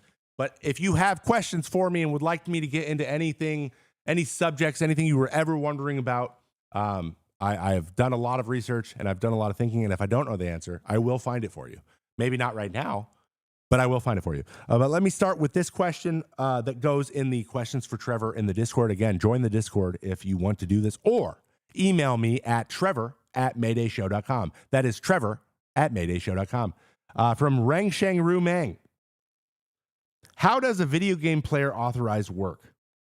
Okay, how does a video game player authorize work? Can a player just authorize game companies putting them in a game by himself, or must he let some intermediary companies do the work and the players can't make the decision by himself? That is very interesting. So basically, to put that kind of maybe in a little bit easier to understand, the question is, how do you get into video games? Can you just make a decision to let them put you in a video game, or is that something you have to do through a group or an intermediary? And here's how this works. It is a licensing issue. And when it comes to baseball, the team owns the jersey, the number, the colors, the hat, everything, except for your name on the back. That's it. You own your name. They own everything else. So if you're going to go in a game as a player for a team, they have right of first refusal, right? You can not right of first refusal. Basically, they have to also, if they say no, you're not in there. Basically, there's no reason to do that because they make money as well. So the league has licensing, and then the players get a cut, and they have licensing. So if you'll remember, in 2005, we had Barry Bonds opt out because he believed he was more valuable than everyone else. He was correct in that assessment, and I believe it was Dan Dowd, Jake Dowd. It was something Dowd. Was a player that was Barry Bonds and had all Barry Bonds' stats. It just wasn't Barry Bonds. And what Barry opted out because he believed he was bringing more value than he was being paid to do that. Now, in my opinion, is that a little bit of a bad look and a selfish act? 100%. Who cares, dude? Just be in the game. Who cares? And basically everyone gets paid the same amount of money, but it's done through the Players Association. So you sign a deal with the team, then you all get sign a paper, and they're like, here's $500 or here's $1,000, and you're in the game now. And then there's residuals that go into a bigger pot later, which is actually bigger now after I retired, which sucks ass. I retired too early. So that's kind of how it works. But the Players Association negotiates it, and you can opt out if you don't want to do it or if you want to do your own thing. But there's no other. Back then, and this was 2005, this is MVP Baseball 2005. Back then, there was a bunch of baseball games. Now there's the show and like some mobile games. So there's not a lot of competition. You can't really go anywhere else. You can't really make your own game. So there's no reason to say no. And the money's pretty good. It's just money you wouldn't have otherwise. So that's how that works. John Dowd. It's John Dowd. Got it. You guys remember. I got some olds out here. You guys remember. So that is how licensing works for video games, if you're wondering. If you guys were wondering. All right. You're going to have so much fun with the screen. You have no idea, bro. So there's a pretty cool thing. We got a question. Any questions in the chat I want to actually show? I'm sorry, Trevor. I just can't get behind this idea that Barry Bonds was selfish.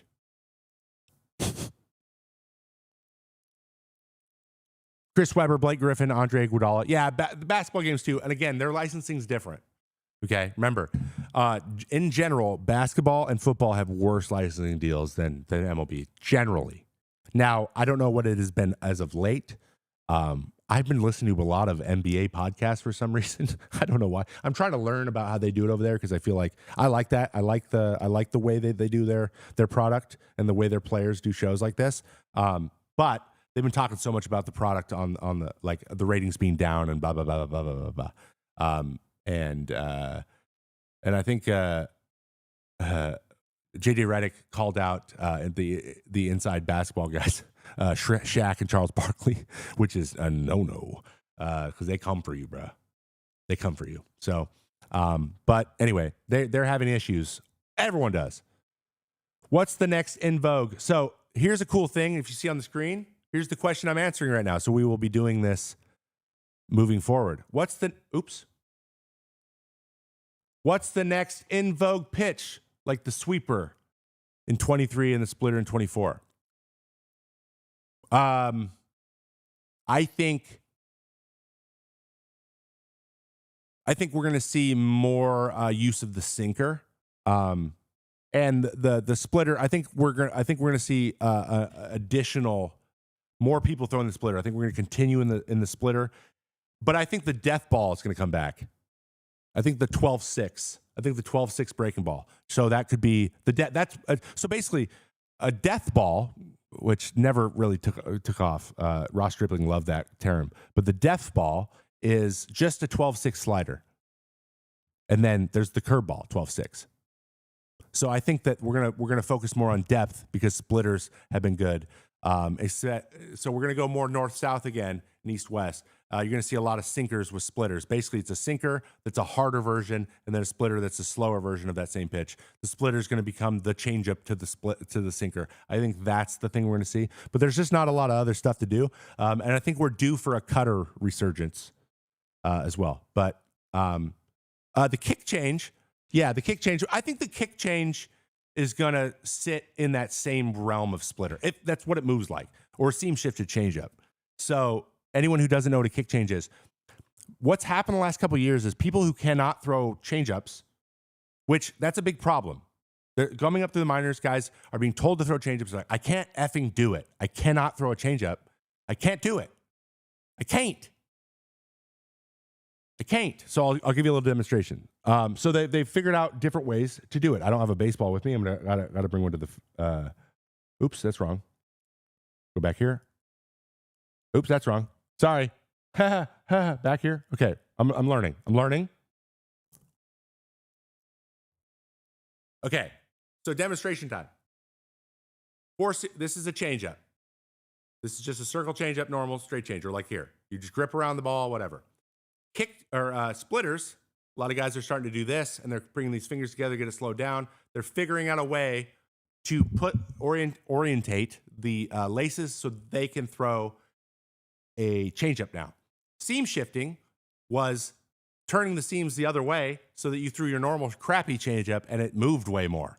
That's the one that became more popular. But the kick change is as you're throwing, you have your tips of your fingers here, and as you're throwing, you like kick it out of your hand as opposed to like rolling it out of your hand. You kick it out. You flick your fingers right at the end. This is what Dylan Cease throws. Dylan Cease throws a really slow kick change. Now, that's the problem.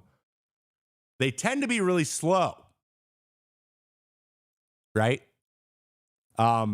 But it's becoming an option for guys who could never throw a changeup, especially guys who are already like spiking their curveballs. They have that like feeling with their fingers that way, and they're like flicking changeups, and that's kind of what a kick change is. It's interesting. I've seen it a lot.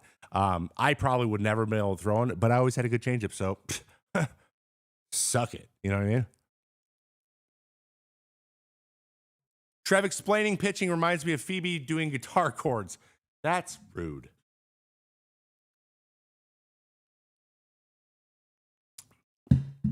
Also, isn't the death ball just a 12-6 with certain parameters for movement? Yeah, the death ball, the basically 12-6, you used to have to throw a curveball that spins literally the exact opposite of a four seam. So you wanted it to go over and over from bottom to top and like tumble, right? That was a 12-6. Joel Pinheiro, there's a name for you. He threw one of them. Now the death ball it has a slider kind of bullet spin, but it never goes left. So it kind of moves differently than it looks like it's going to move. That when I started throwing my slider at first, it did that. And I threw a death ball not knowing what it was. And it's almost like a bad slider that has a bunch of depth. So you throw it off axis a little bit, kind of weird. That's kind of what like Corbin Burns' curveball is. So like, see how this is like everyone calls them different shit, but it's the same thing. That's what a death ball is. Kumar Rocker throws one. He's a guy who's bringing that thing back. I think a lot of people will bring those back, but I think everyone's starting to look for the east-west movement again. We're going to shift that way hitters are, so pitchers are going to go north-south again, and it's just going to be that forever. And that's the world we live in, and it's never going to stop, never ever. Kick change is like a poor man's knuckleball. Not necessarily. So knuckleballs are all the fingers. Kick change is like one or two fingers. Basically, when you throw like a spike curveball and your finger was like you throw a curveball and then your index finger would like get in the way and it'd kick it every time and then ruin the spin. And you kept throwing it bad over and over. That's bad kicking. They basically figured out how to like get a finger on the way to kick it where you want it to go as opposed to off of where you want it to go. It's just like everyone's this guy going opposite. It's the same thing with the seam shifted. That's how we figured it out. Everyone's like, oh, that's bad spin that makes it move a lot.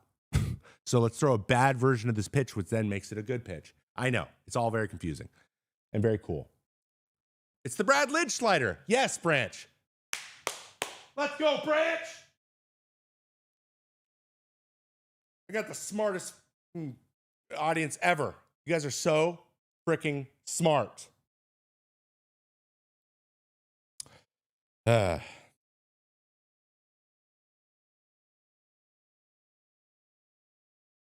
up, DJ? Damn, did YouTube die? Are we even streaming to YouTube anymore? I don't even know. Anyone on YouTube say something? Anybody?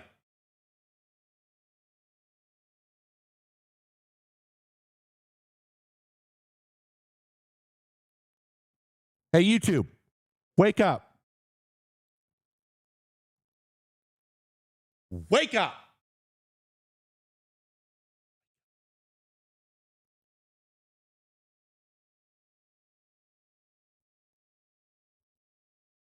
I know it's frozen, but I don't see anybody.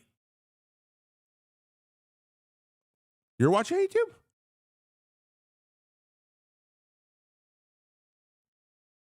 Wait. Whoa.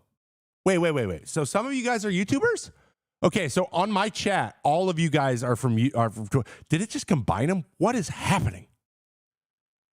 It's working on there? Oh, so I'm just not getting YouTube chat. YouTube chat is disconnected. Okay. So I'm not seeing YouTube. I'm so sorry. I got to be honest. This is a little bit experimental. We're in the beta phase. We built a dashboard that is supposed to show me both chats, but it broke a while back. Okay, so I didn't know if it just wasn't showing on screen, but it broke. Yeah, it broke. YouTube, I'm so sorry if you're asking questions. I can't see it. Maybe I can just bring it up over here. I'm going to do that. We're hot routing. Everyone, get excited because I want to answer your questions. Ever made it fall.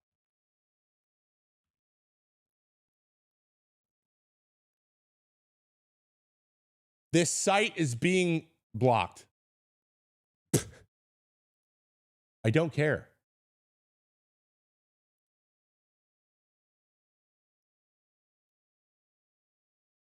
What is... There's... Oh, never mind. Never mind. I typed it wrong. Haha. Never mind. Care. Okay. Where's the chat? Where's the chat?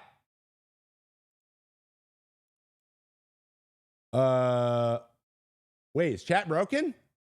I can't see chat either. What's happening?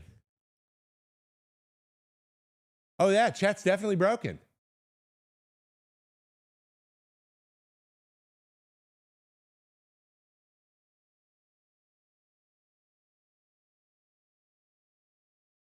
Oh, gotta log in. I'm logged in.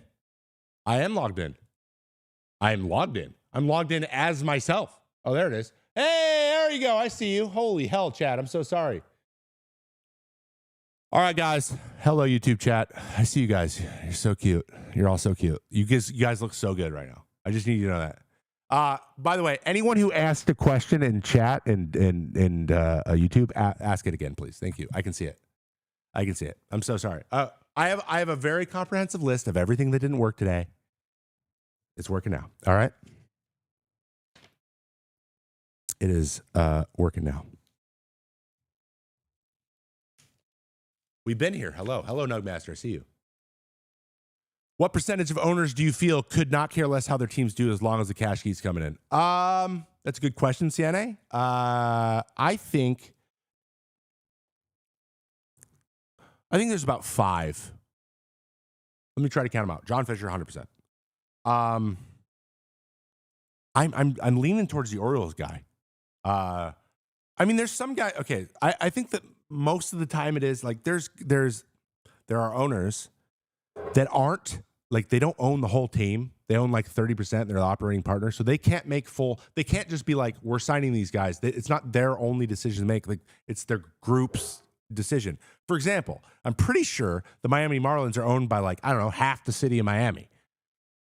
Like they have so many like just little tiny pieces everywhere that it's hard to make decisions when you have to happen. There's a lot of bureaucracy there, and that is definitely a big part of it, right? Because you have to run. You can't just be like, "Hey guys, we signed this guy, but I'm only 1/5 of the ownership group." You know what I mean?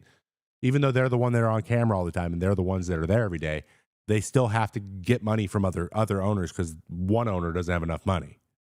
Now Steve Cohen's just like, I got it.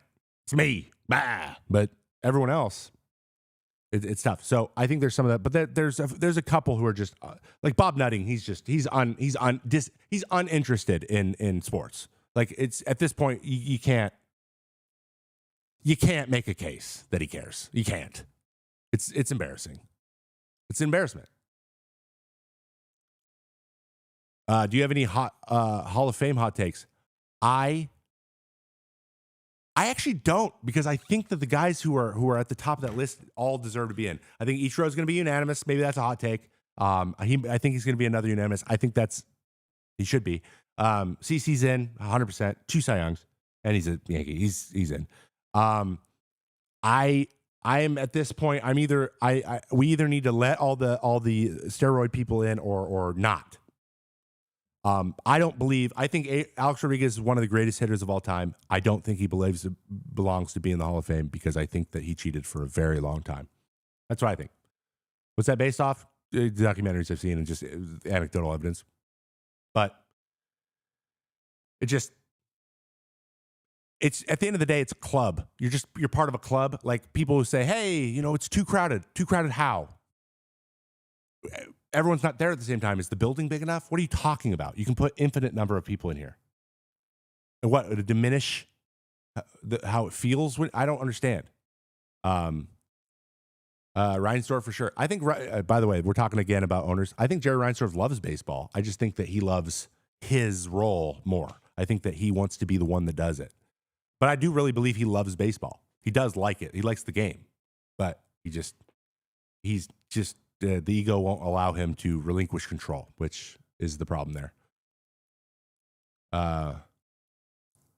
Is there actually any truth to baseball being different over year, leading to more or less home runs or run production? I believe there was for a few years, yes, and there was in-depth studies of distinct changes in how baseball's behaved from year to year, from like 2019 to 2022, done by a world-renowned scientist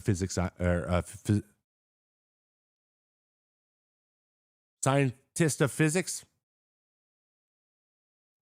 You know what I mean? Physics researcher. But yeah. Isn't he also very involved in the other side of things? Yeah. It's like saying Monfort, it doesn't care about baseball. That guy's like, I'll do it. The owner of the Rockies like, you guys need someone? I got you. Like, he'll do it. Like, so anyway, I probably shouldn't be making fun of him like that. That's not how he is. Physicist? Oh my God, yes. Thank you.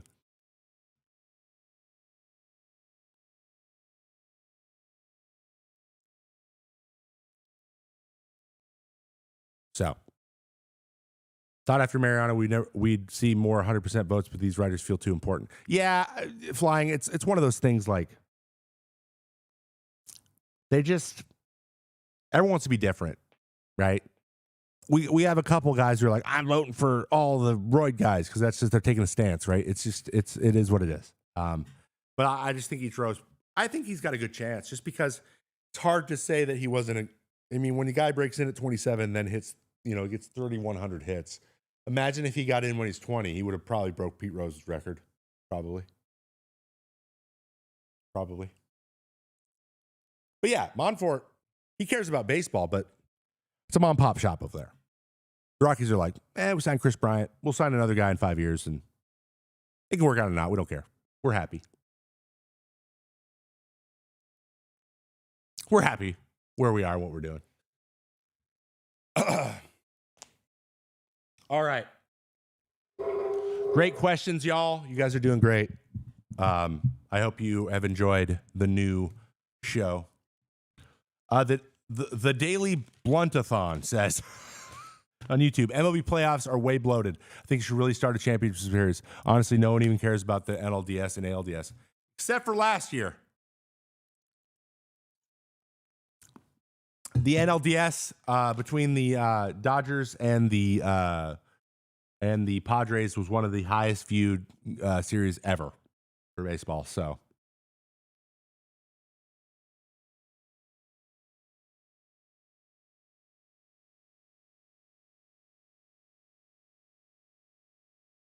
but I agree. How about this? How about an alternative option? Instead of it just being getting rid of divisions and just going being like pennant, World Series, bang it, like call it. I think we should go to a 28 team format, and the playoffs should go till New Year's Day. What do you guys think? Thoughts? Have you or will you ever play in an MLB celebrity game? Absolutely. I'll get in shape. Roki, definitely a Dodger, or are you going mystery team? I'm hoping mystery team. I randomly threw out Giants, but yeah, I think he's going to the Dodgers too.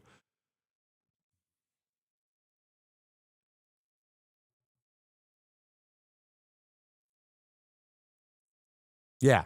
Just let's put everyone in the. How about everyone plays in the playoffs? What's your go-to Taco Bell order? Tom, say less. 2 cheesy ordered crunches. 1 chicken quesadilla. Some medium hot sauce and an XL Baja Blast. And when I'm feeling real spicy, I throw a Doritos Locos Taco shell in that old cheesy ordered crunch. And then every once in a while, I'll mix in a crunch wrap instead of the quesadilla. But I'm a quesadilla guy.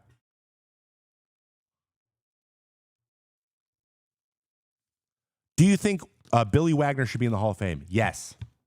Billy Wagner is one of the 5 greatest closers of all time.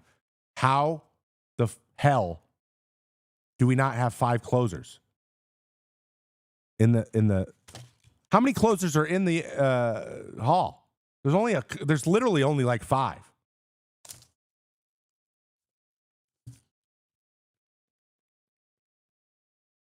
What? Wait, hold on. I just saw Lux traded to Rebs. Is that true? Got him. Did Lux? Oh, Passon got it. Damn, dude. He beat me again. Shoot. Wow. Yeah, breaking news. Wow, watch this, guys. I want to try this new thing. You're really excited. I'm really excited.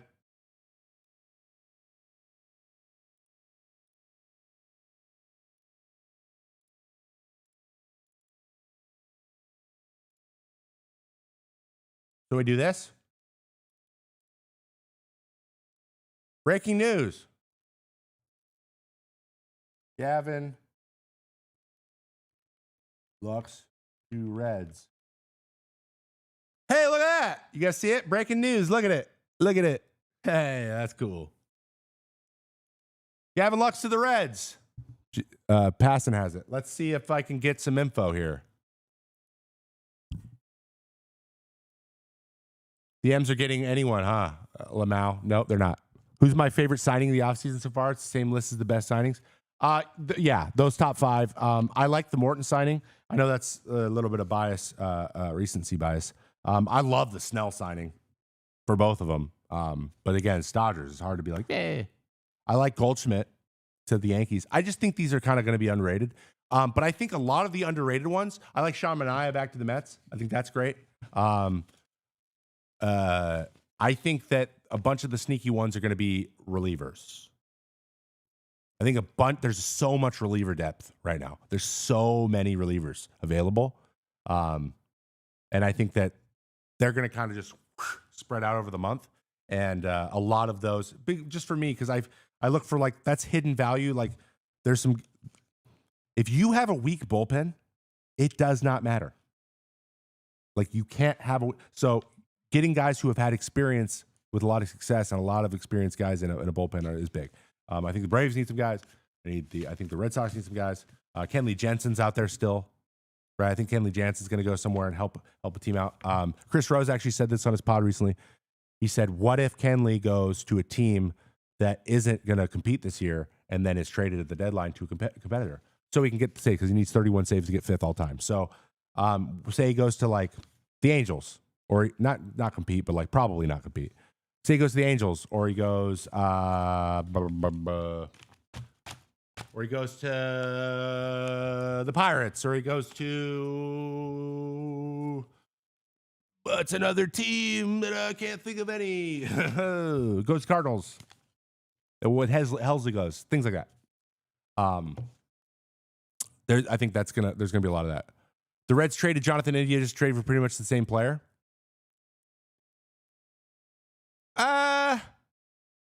What do you mean? He swings left-handed. Completely different. India's moved for Lux. India's moved a while back to the Royals to lead off for them, which I thought was huge pickup for Royals. I think Jonathan India was a good pickup for trade. I think maybe one of the more valuable trades potentially, or valuable pickups potentially wasn't a free agent sign. It was Crochet. I love Garrett Crochet. I think he's going to be huge. But why? I don't know. I think a lot of people want Gavin Lux. What did the Dodgers get? See, this is why I need a producer. I need a producer sitting here feeding me news. That's what I need.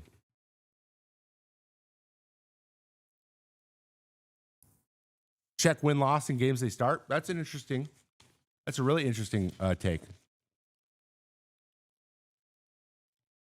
Even more impact on basketball. All right, guys, that takes us to the very last couple minutes of the show. I know it was a little bit. It's freaking January, okay? I want to thank everyone for being here, chilling, and hanging out. It really means a lot to me that you're here. Just some reminders. Wednesday, brand new podcast from May Contain Action Podcast Network. Cut on the Diamond. I sit down one-on-one with current and ex-baseball players, and we basically just figure out how the hell they did it, and then I share that with you. We got some great stories. Tommy Hunter held court as he did in the clubhouse when I played with him. It happened again. He is going to be the first episode. We got Rich Hill. We got Alex Vesia. We got Vinny Vascontino. We got Kyle Gibson. All filmed already. In the wings, I'm working on some Daniel Bard. His story's crazy. I'm working on some ex players, the Torrey Hunters of the world. Jeremy Hefner. bringing in coaches, people, and just figuring out when you were 12 years old and you wanted to play baseball, what the journey looked like. Let's talk about it, and who are all the crazy people you ran into. It was a lot of fun. It's a lot of like having a glass of wine and just messing around. It's very similar to a lot of the basketball and football podcasts that are out there. That's what I'm trying to do. It's a lot of fun, and I'm looking at bringing on some guest hosts and stuff too. Also, if you like movies, you will like listening to podcasts that tell you all about interesting things about movies, and then possibly have a couple guys just make fun of the shit. That pod, Make It in Action, our flagship podcast, returns on Friday with Mr. and Mrs. Smith, and we have a special guest joining us as well, and I'm recording that right after this. So all that's out there. The newsletter's coming. Join the Discord. Again, if you have something you want me to cover, you have a player you want me to deep dive, a subject you want me to talk about in depth, you can email me as well at trevor@maydayshow.com. That is trevor@maydayshow.com. And I have a ton of huge announcements coming in the next couple weeks.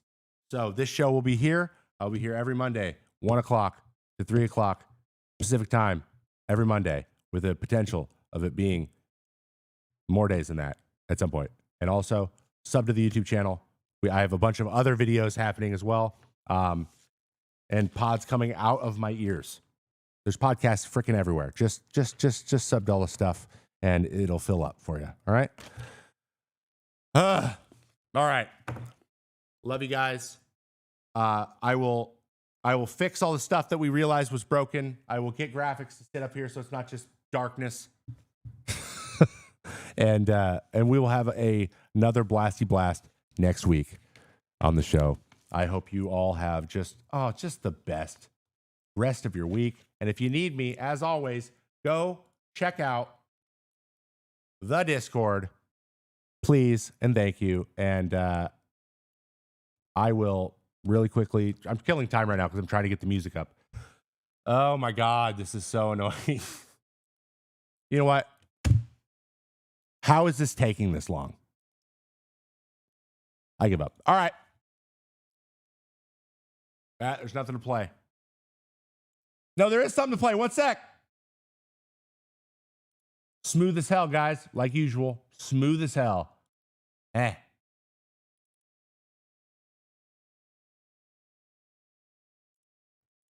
Nothing happened.